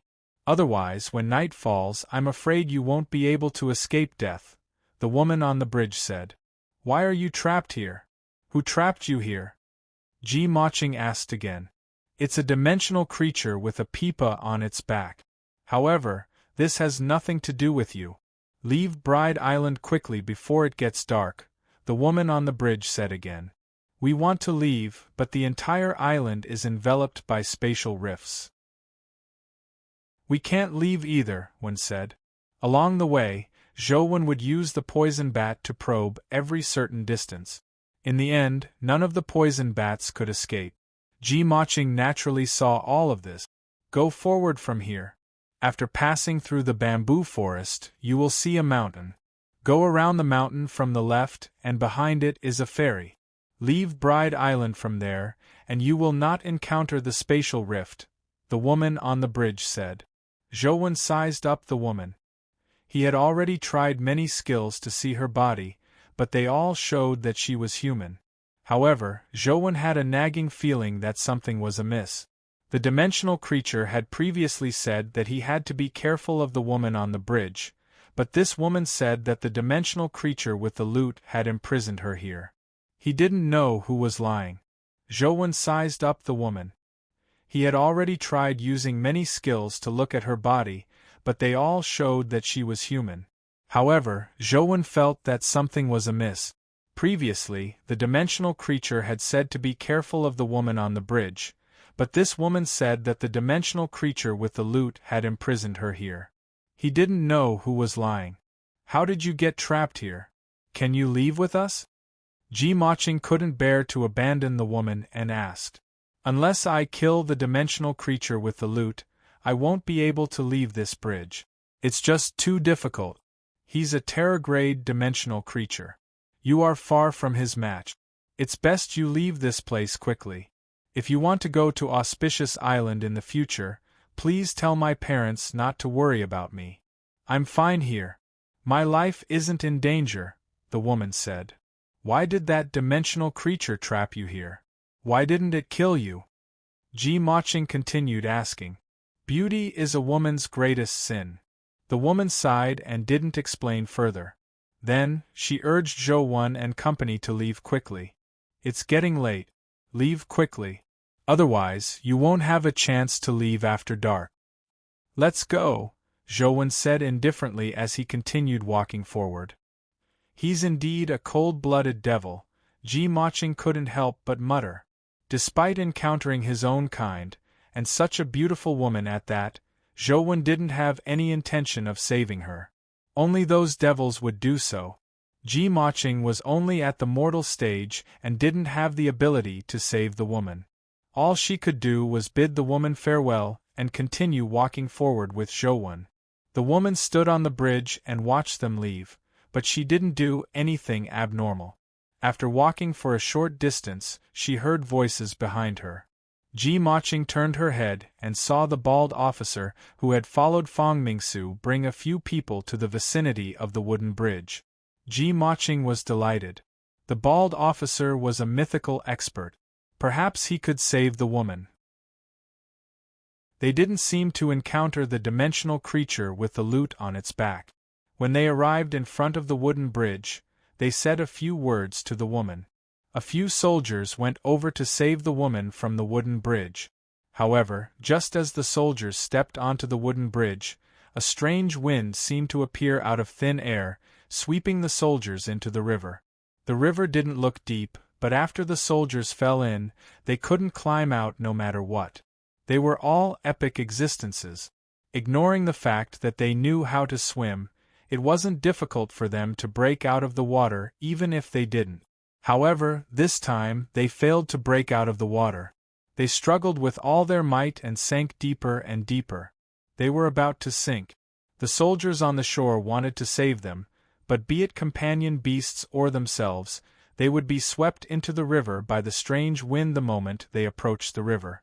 Ji-Maching immediately realized that something was amiss. She looked at the woman on the bridge with a chill in her heart. She secretly rejoiced that if she hadn't followed a cold-blooded devil like Zhou, she would probably have drowned in the river. The bald officer also realized that there was something wrong with the woman. Relying on the fact that he had fused with a mythical creature, the scales on his body rapidly grew. With a huge axe in his hand, he leaped into the air and cleaved at the woman on the bridge. The woman didn't dodge. She only looked at the bald officer pitifully. The bald officer was quite a character. He remained unmoved as he cleaved down with his axe. However, the axe transformed from a mythical companion beast failed to split apart the thin paper umbrella. Instead, it was held in midair by the paper umbrella, unable to move. The woman smiled at the bald officer as she spun the paper umbrella in her hand. The bald officer was immediately swept into the river by a strange wind. Chapter 11:28. The river didn't look to be more than a meter or two deep, but when a mythical expert like the bald officer fell in, he could only struggle with all his might. No matter how hard he struggled, he couldn't escape. He was about to sink after being filled with a lot of water. Suddenly, a voice sounded from the bamboo forest beside him. Among the 100 ghosts of the Nightwalker, there's a ghost named Hashiheim. She stands by the bridge. If a man is tempted by her, he will be lured into the river and drown. I believe you are Hashiheim, right? Brother-in-law. Ji-Maching was overjoyed when she heard the voice. She looked in the direction of the voice and saw Fang Mingsu walking out of the bamboo forest. Fang Mingsu's gaze was firm. He wore golden armor that emitted a dazzling golden glow like the sun. As he spoke, he approached the wooden bridge. When the golden light shone on Hashiheim, she let out a tragic cry as white smoke emitted from her body. The woman hurriedly used a paper umbrella to block the golden light on Fang Mingsu's body, but the golden light seemed to have a strong restraining effect on her. It wasn't just Hashiheim that was illuminated by the golden light. Even the wooden bridge and river began to emit white fog. Hashiheim glared fiercely at Fang Mingsu as her body suddenly transformed into white fog. Along with the wooden bridge and river, they vanished. Taking a closer look, there was no river at all. The bald officer and the others were all struggling on the grass. When they realized their situation, they all stood up and looked at each other, unsure if they had been hallucinating or not. Brother-in-law. When Ji-Maching saw Fang Mingsu, it was as though she had met a backer. She stopped praising Zhou and turned to run towards Fang Mingsu. Zhou naturally didn't stop her. He had always despised Ji-Maching as a burden. On account of her being a fellow human, he took her with him. Since she had already found a powerful family member like Fang Mingsu, Zhou naturally couldn't be bothered with her. He continued walking forward. Devil, why aren't you fierce now? Are you afraid when you see my brother-in-law? Ji-Maching grimaced and shouted at Zhouwen's back. You aren't handsome at all, nor do you have any poise. You're just a cold-blooded devil. She had been disgusted by her praise for Zhouwen. It wasn't easy for her to find a backer, so she felt terrible if she didn't say a few words about Zhouwen. Little Qing, stop it. Fang Mingsu stopped her and didn't let her continue. He's most afraid of you. With you around, he wouldn't dare do anything to me, Ji-Maching said. Fang Mingsu shook her head and said, I'm afraid you're wrong. If he really wanted to deal with me, he wouldn't have let you return to my side so easily. If he let you return, it means that he didn't want to deal with us at all. With that said, Fang Mingsu shouted in Zhou Wen's direction, Friend, Thank you for taking care of little Qing. If you don't mind, why don't you travel with us? There's no need, Zhouwen said before leaving without looking back. Zhouwen only wanted to find Shiraishi Satomi as soon as possible. It was too dangerous here. Sei Gasakai had asked Shiraishi Satomi to come out with him, so he couldn't return and tell Sei Gasakai that his disciple had died outside, right? However, not long after Zhouwen walked out, he heard a strange sound coming from the direction of the village. Fang Mingsu and the others also heard the sound.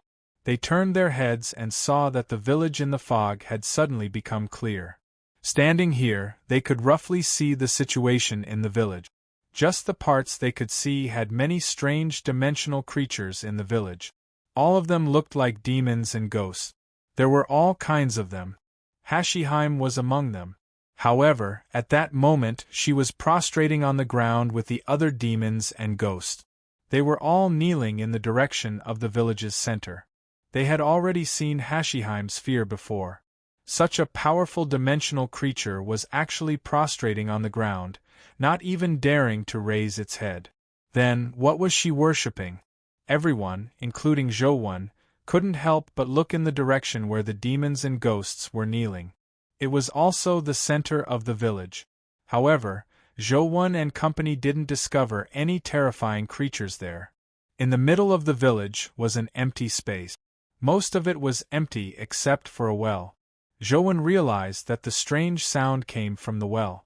No good. This is the birthplace of calamity creatures. Let's leave quickly. Fang Mingsu's expression suddenly changed drastically as he pulled Ji Maching back. The bald officer and company hurriedly retreated with Fang Mingsu. Unfortunately, it was a little too late for them to leave now. A large number of dimensional creatures had already appeared in the surrounding bamboo forest and beach. Those dimensional creatures all looked strange, but their levels weren't low. They were at least at the epic stage, and there were even mythical existences. The strongest among them were the man with the pipa on his back and Hashiheim. There were still many ghosts in the village that hadn't come out. The strongest one had a face like a devil's. It had a long nose and a pair of wings on its back. It looked very much like the legendary Daitengu. Behind the Daitengu was a white-haired woman in a snow-white kimono. Her body floated up as snowflakes danced around her. She looked like the legendary Yuki Anna. Daitengu, Yuki Anna, Hashiheim, and Amazuma. This is probably the birthplace of calamity creatures. Could it be that the well is where the calamity creatures are? The bald officer said in horror. Follow closely by my side. Don't leave. Fang Mingsu pulled Ji Maching as the guardian armor on her body emitted a golden light. Wherever the golden light went, the ghosts retreated. If they retreated any slower, they would be burned to ashes by the golden light. That guardian's power is extremely masculine. It's indeed the nemesis of ghosts. It's no wonder Han Shinsakura wants to use Fang Mingsu to immediately fight the ghosts. Zhouwen sized up Fang Mingsu and guessed which race her guardian came from. Without needing Zhouwen to guess, he soon knew where Fang Mingsu's guardian came from. Although the golden light on Fang Mingsu's body was extremely effective against ghosts, the 4 Terragrade creatures weren't too afraid of Daitengu, Yukiana, and the other Terragrade creatures. They surrounded Fang Mingsu. Fang Mingsu had no choice but to use all her strength as she fought for alone. Soon, she revealed all her strength. Seeing the familiar golden flames burning on Fang Mingsu's body as he forcefully resisted Daitengu and the other 3 terror creatures, Zhouwen immediately recognized that it was identical to the phoenix flames of the chick. Could it be that the guardian Fang Mingsu obtained is the one protected by the chick's mother? It's no wonder he can become one of the 4 gods of combat of the new era. Zhouwen had raised the chick for so long, so he had a deep understanding of how powerful a phoenix was. If Fang Mingsu really obtained the phoenix's guardian, he definitely wouldn't be too weak. Chapter 11:29. Zhou Wen secretly circulated the small perfection of Wisdom Sutra as invisible negative karma flames emitted from his body. The ghosts didn't dare approach him at all. Fang Mingsu and company were besieged, but Zhou Wen leisurely sat on the bamboo and watched the battle. Yuki Ana's abilities were very similar to Ice Maiden's. Their combat strength was very similar, so there wasn't much difference. Hashibari Ana and Amami, who had a zither on his back, were elusive, while the other was an oral attack. As for the Daitengu, not only did it have strength and speed, but it was also proficient in curse-type powers. The 4 Terra-grade creatures attacked Fang Mingsu together. Even though the Phoenix Flames were very effective against inattribute dimensional creatures, he was still at a disadvantage. The soldiers were in an even worse state. Fang Mingsu was no longer able to take care of them. Just the shockwaves of the Terra-grade battle had killed more than half of the soldiers. Only the Baldi and a few powerful ones rushed out, but they had also fallen into the endless sea of ghosts. It was probably only a matter of time before they died. Zhou Wen didn't save them. It wasn't that he didn't want to, but that there was no hope. No matter how powerful the Phoenix Flames were or how strong Fang Mingsu was, he was only at the Terra grade. However, Calamity grade power spewed out from the well. The terrifying Yin aura was endless like a tidal wave, augmenting the ghosts greatly. Even if they were killed, they would constantly regenerate in the Yin aura. The Calamity creature was about to be born. If he couldn't escape Bride Island quickly, Zhou Wen's life would probably be in danger, much less save them. Zhou Wen summoned the Earth Elemental Beast and used Earth Escape to quickly move around the island in search of Shiraishi Satomi.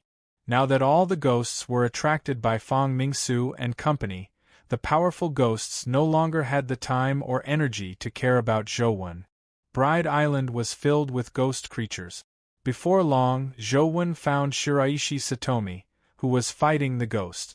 Shiraishi Satomi's sword Dao cultivation level was extremely high. Furthermore, she clearly had the shadow of transcendent flying immortal. She charged back and forth among the ghosts and killed many dimensional creatures. Unfortunately, she was still at the epic stage. After encountering a mythical ghost, she was somewhat powerless and was greatly suppressed. Zhou Wen walked toward Shiraishi Satomi as the great heaven incineration aura on his body slightly revealed itself. The surrounding ghosts immediately retreated as though they had encountered snakes and scorpions, not daring to stand in front of Zhou Wen. When Zhou Wen arrived in front of Shiraishi Satomi, the ghosts had already retreated 100 meters away. None of them dared to charge forward, even at the mythical stage. "I'm fine." Shiraishi Satomi looked at Zhou Wen before looking at the dimensional creatures that had retreated. Her expression was abnormally odd. "That's good. Let's go." Zhou Wen led Shiraishi Satomi to the beach. Even if he couldn't find a way to break through the spatial rift, he had to force his way out. Otherwise, he could only wait for death. The last time he killed Di Tian, the immortal culling sword had nearly taken his life. He didn't want to do it again. Furthermore, Zhou Wen already knew that the Di Tian he killed the last time was only an avatar. The real Di Tian had been killed by Wang Mingyuan's sneak attack. Zhou Wen led Shiraishi Satomi along the coast, but unfortunately, he didn't find a way out. It was as though every place was enveloped by spatial rifts, preventing him from leaving. Boom! In the village, a terrifying Yin aura surged into the sky like a volcanic eruption, instantly turning the sky black. It was clearly daytime, but it looked like it was already night. The Calamity creature is about to be born. Shiraishi Satomi's expression changed. Zhou Wen frowned slightly. He knew that it was unrealistic to find a way out. The only way was to barge in. It was definitely unrealistic to forcefully charge through the spatial rift. The spatial rift was equivalent to a blade that stopped there. The faster one charged over, the faster one would die. Zhou Wen's so-called forceful charge was actually skillful. It wasn't a reckless charge. After circulating the Godfiend era, Zhou carved a clown-like symbol on the wheel of destiny. This symbol represented the God-fiend life providence and the new era life soul. It had strange spatial powers. Just spatial powers alone weren't enough for Zhou to rush out of Bride Island, which was covered in spatial rifts. Let me see if the space here has really been completely sealed. Zhou extended his finger and the clown ring appeared on his finger. At the same time, the clown's eyes shimmered with a strange and distorted light. As the power of the clown ring was released, the spatial fluctuations on the ring became more and more intense, as though they were about to resonate with the spatial rift on Bride Island. At that moment, he suddenly saw a golden beam flash in the sky. A golden figure flew over like a comet. Boom! The golden blob of light smashed onto the beach. It was none other than Fang Mingsu who was hugging Ji Maching. At that moment, Fang Mingsu was in a very bad state. The guardian armor on his body had already cracked in many places. Blood constantly seeped out of the cracks. It looked like his injuries weren't light. Fang Mingsu suddenly threw Ji Maching, who was in his arms, at Zhou. At the same time, he said, "I'll hold them back and give you time to escape. If you can escape, take her with you. I'm afraid you can't hold them back any longer."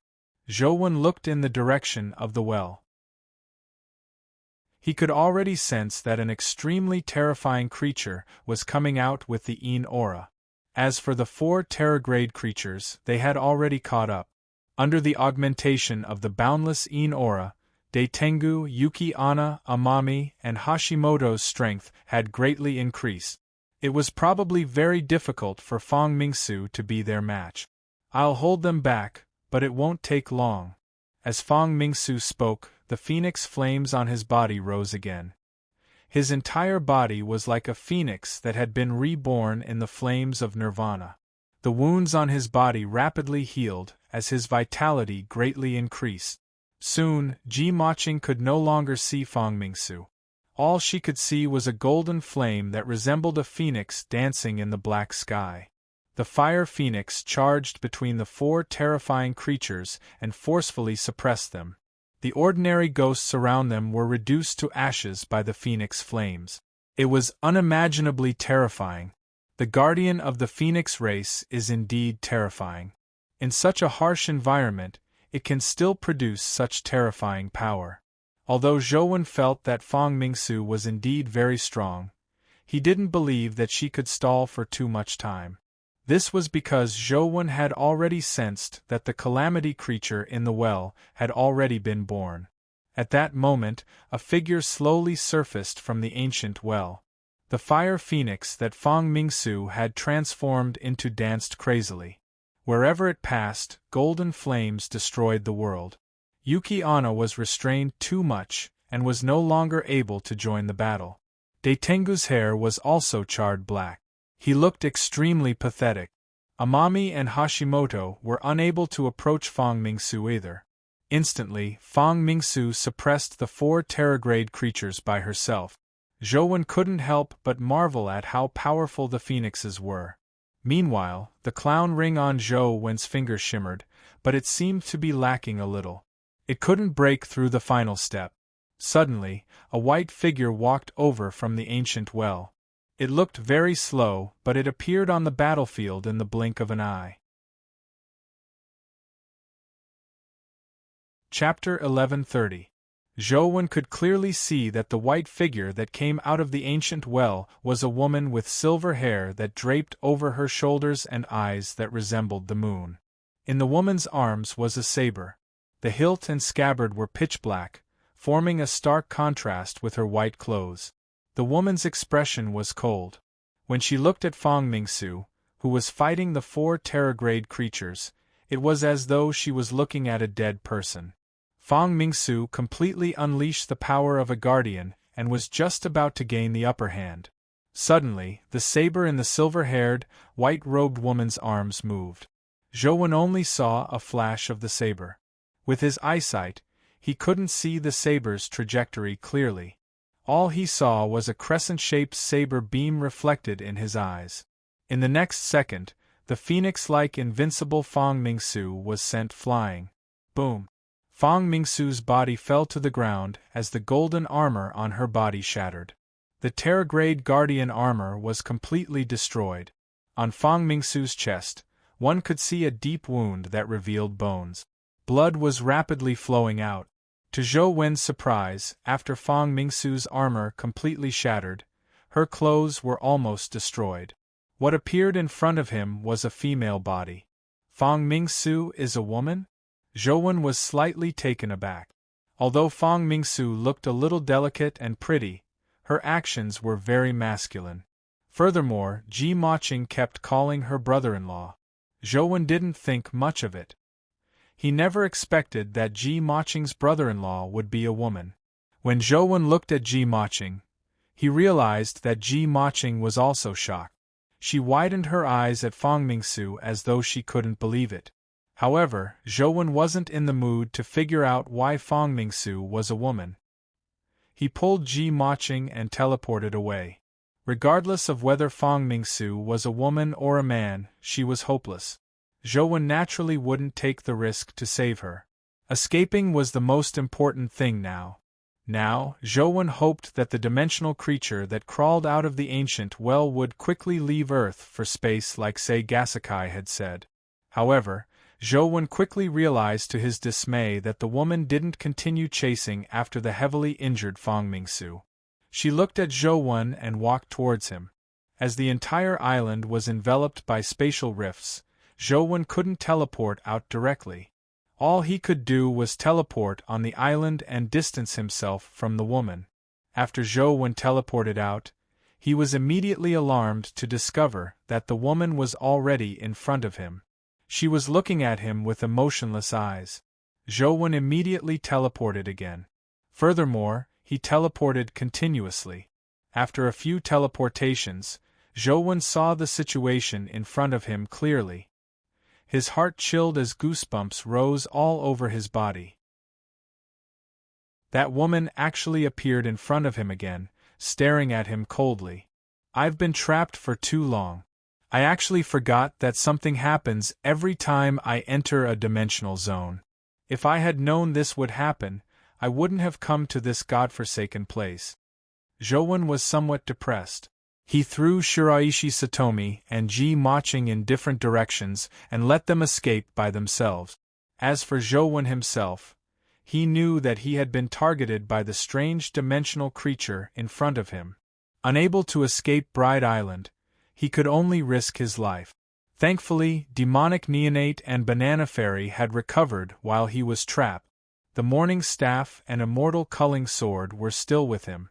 It wasn't as if Zhou Wen didn't have the ability to risk his life. Boom! Zhou Wen's aura erupted as Great Brahma appeared in front of him. The Morning Staff also appeared in his hand.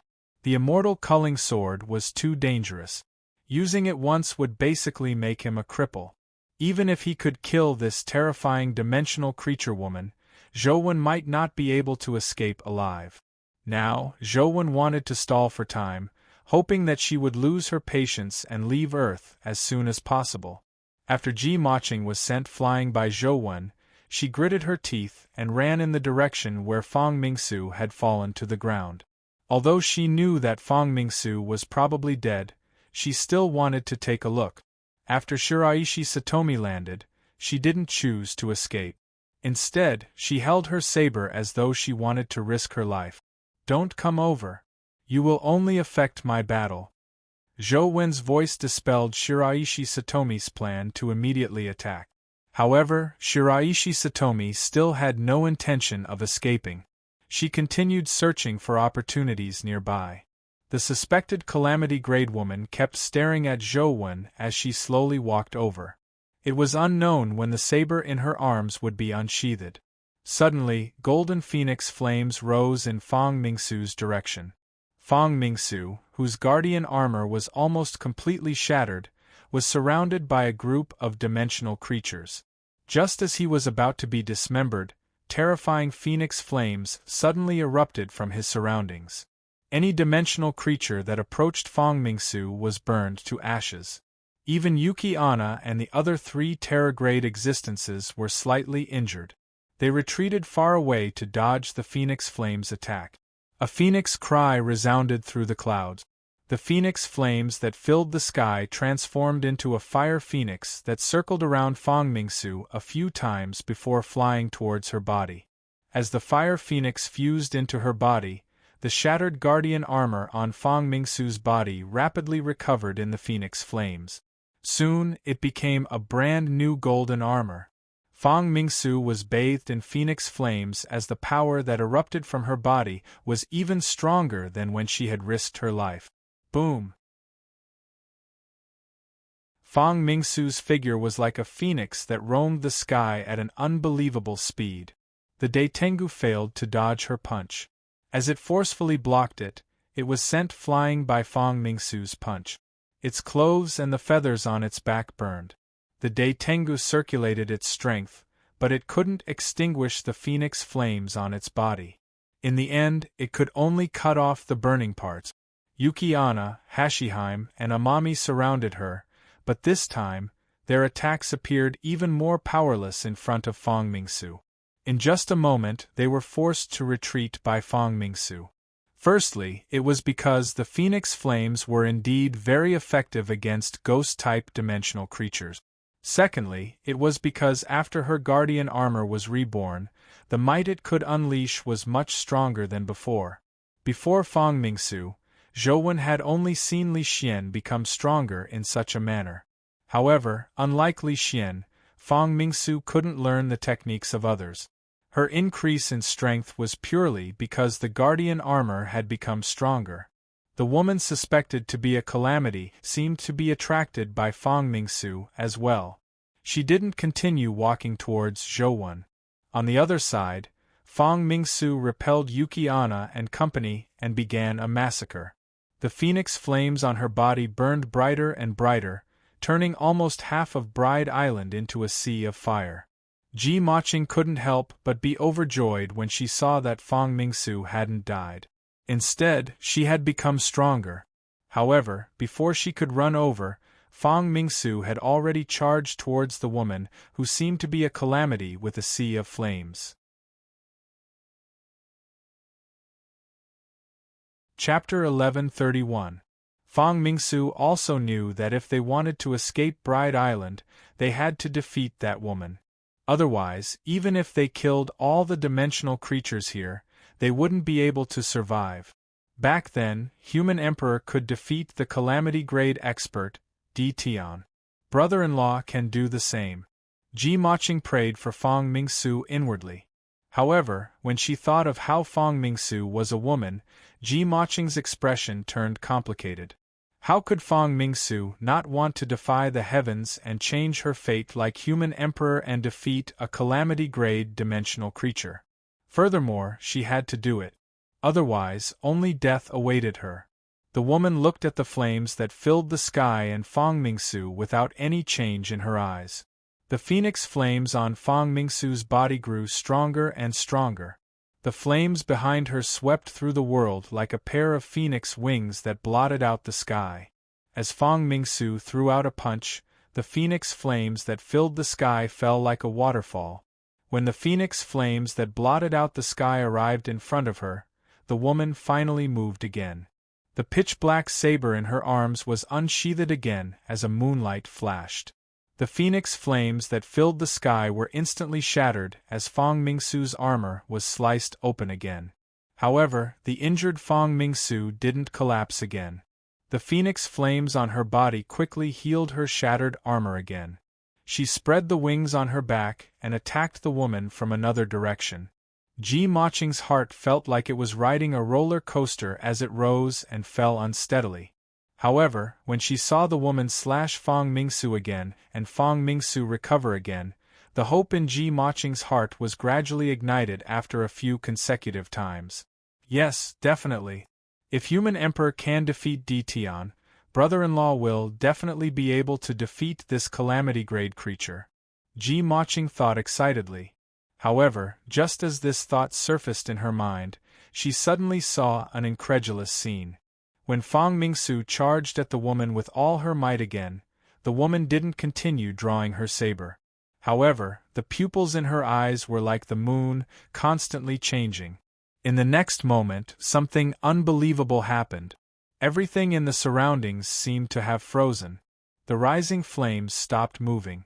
Fang Mingsu, who was flying in the air, also froze. Ji Maching, who had her mouth agape in shock, maintained her posture.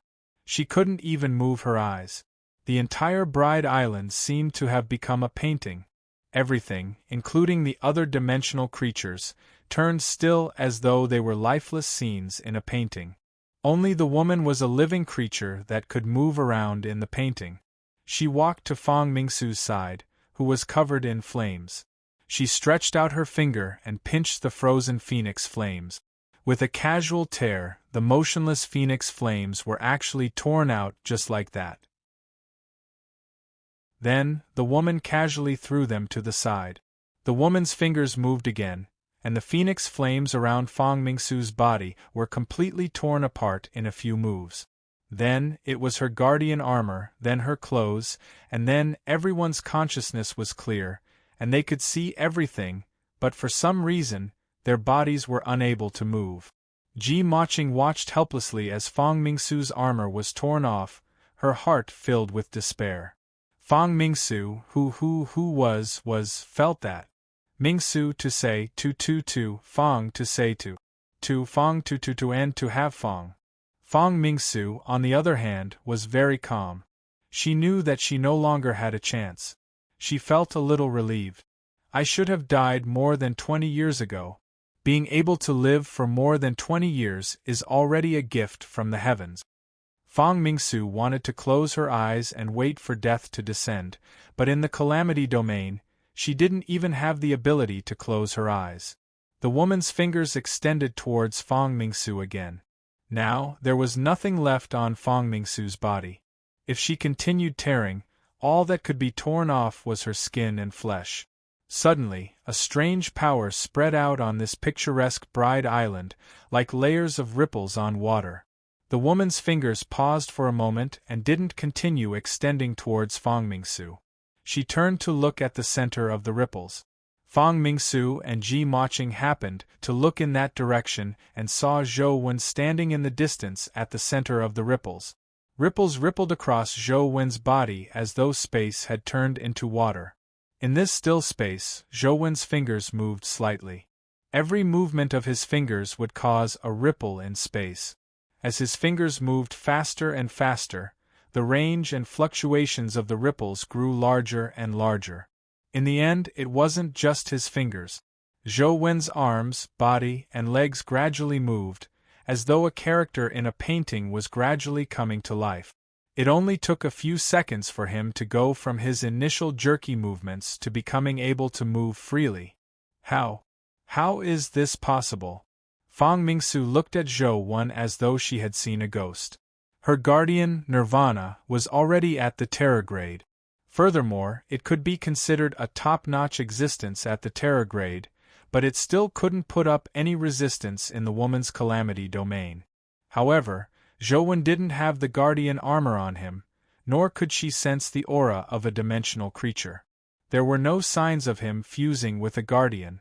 No matter how she looked at it, his body was purely human, but Fang Mingsu couldn't believe that he was really a human.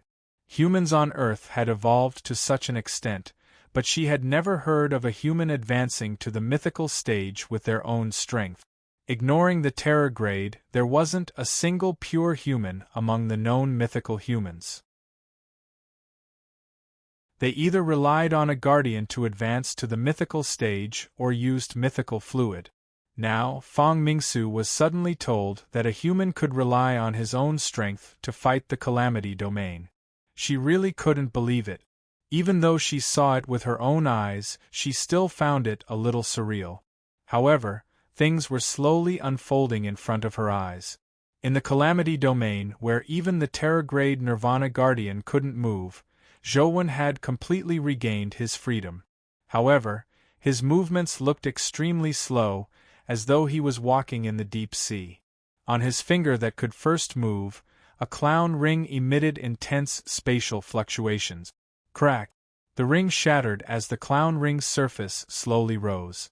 As it rose, it constantly expanded before finally transforming into a clown mask that covered Zhou Wen's face.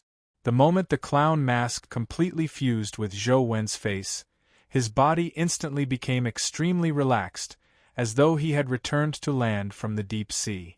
The calamity domain, which possessed the power of space, could no longer confine his body or affect his movements. The clown mask wore a smile.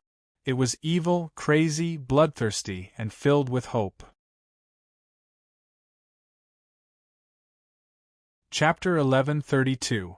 Zhou Wen felt the power of the God-fiend era spread through his body as the clown symbol on the wheel of destiny became clearer. Through the clown mask, the world he could see was somewhat different. The woman glanced at Zhou Wen and waved her hand, wanting to tear Fang Mingsu's body apart. With a thought, Zhou Wen teleported in front of the woman and grabbed her face with one hand. The woman reached out to block Zhou Wen's hand. Her speed was far faster than his, but when her hand touched Zhou Wen's hand, she missed. Zhou Wen vanished in front of her. The woman seemed to come to a realization. When she turned her head, she realized that Fang Mingsu had vanished. When she turned her head again, she realized that Shiraishi Satomi and Ji Maching had vanished as well. On Fangzhong Island, Fang Mingsu and Shiraishi Satomi stood by the coast.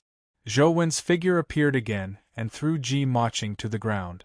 After the God-fiend era's terror transformation, Zhou Wen's understanding of space had broken through to an extremely high realm. The spatial rift on Bride Island could no longer trap him. Traversing 500 kilometers in an instant not only greatly increased the distance he could teleport, but there were also almost no restrictions. He could teleport continuously without any restrictions. Everyone, flee for your lives. I'm going to flee too. With that said, Zhou Wen teleported away, not daring to stay any longer. It wasn't that he didn't want to send Shiraishi Satomi back to Fuji Island, but the calamity creature was also spatial. If she could teleport long distances and Zhou Wen brought Shiraishi Satomi back to Fuji Island, it would be equivalent to bringing destruction to Fuji Island if she tracked him. Therefore, Zhou Wen had taken them to the uninhabited Fangzhong Island before letting them leave by themselves. When the time came, even if the calamity creature chased after them, it would only be able to track Zhou Wen. Take us with you and escape. Ji Maching shouted twice, but no one responded to her. He doesn't need to escape. The guardian armor on Fang Mingsu's body had already recovered. He looked at the spot where Zhou Wen had disappeared and said thoughtfully, "He doesn't need to escape? Why, didn't he already escape?" Ji Maching asked in puzzlement. Although it was indeed very impressive that Zhou Wen could save them, a calamity grade was a calamity grade. Even if humans could escape a calamity, it was difficult for them to resist one. Because he is the human sovereign, the sovereign of the human race. He can kill the catastrophe. He doesn't need to run at all, Fang Mingsu said with certainty. He is a human emperor? That's impossible. Isn't he the devil from overseas? How could he be a human emperor? Ji Maching was momentarily unable to digest the information Fang Mingsu had said as she spoke incoherently. Fang Mingsu glanced at Shiraishi Satomi and continued, "I've been paying attention to him. Previously, I saw him take out a white wooden stick. It's exactly the same white wooden stick that the human emperor used to fight DT on. Previously, I thought that it was just similar, but now it seems that it is not so. It is the same root. He is a human emperor." Ji Maching repeated what she had said in a daze. She really couldn't connect the devil to human emperor so quickly. There's no mistake. I originally thought that the saying that human emperor was a pure human was just a way for humans to comfort themselves. It was impossible for such a thing to happen. From the looks of it, I was wrong. Human emperor is actually a pure human. It's hard to imagine how he did it. A pure human advancing to the mythical stage can actually be done. Furthermore, it was 5 years ago. Fang Mingsu looked at Shiraishi Satomi as though she wanted to hear what she had to say. Unfortunately, Shiraishi Satomi really didn't know anything. She was still extremely agitated, so there was nothing to say. He's human emperor. Then he's going. Ji Maching's mind cleared up as she thought of a possibility. That's right. He must be going to kill that calamity creature so that she can't bring harm to the human world. Fang Mingsu sighed and said, "All these years, I thought I had done very well. I could be considered somewhat accomplished among humans, but compared to human emperor, it's nothing. I really never expected human emperor to be a pure-blooded human, and he's so young. Isn't he an old monster who can retain his youth?" Ji Maching had always felt that Zhou Wen only looked young, but he was actually an old man. Otherwise, how could he have such a powerful cultivation level? Of course not. My Nirvana guardian is the most sensitive to the energy of life. Although he looks very old, he's very young. In fact, he's not that old. He's only in his early 20s, Fang Mingsu said after some thought. In his early 20s. Impossible. Then how old was he when he defeated Di Tian 5 years ago? Ji Maching did some careful calculations and felt that what Fang Mingsu said was too fantastical. It didn't make sense at all. Although I don't want to believe it, the truth is right in front of me. When he defeated Di Tian, he was probably less than 20 years old, Fang Mingsu said with a sigh. She originally felt that she was already considered a top genius among humans, but after seeing Zhou Wen, she realized that the so-called genius wasn't worth mentioning. Less than 20 years old. Is there really such a human in the world? Is he really human emperor? Ji Maching looked deep into the sea with a complicated expression. It's very simple to know if he's human emperor. When a calamity appears, it will definitely bring disaster to the world. Only human emperor can kill a calamity and stop this calamity, Fang Mingsu said.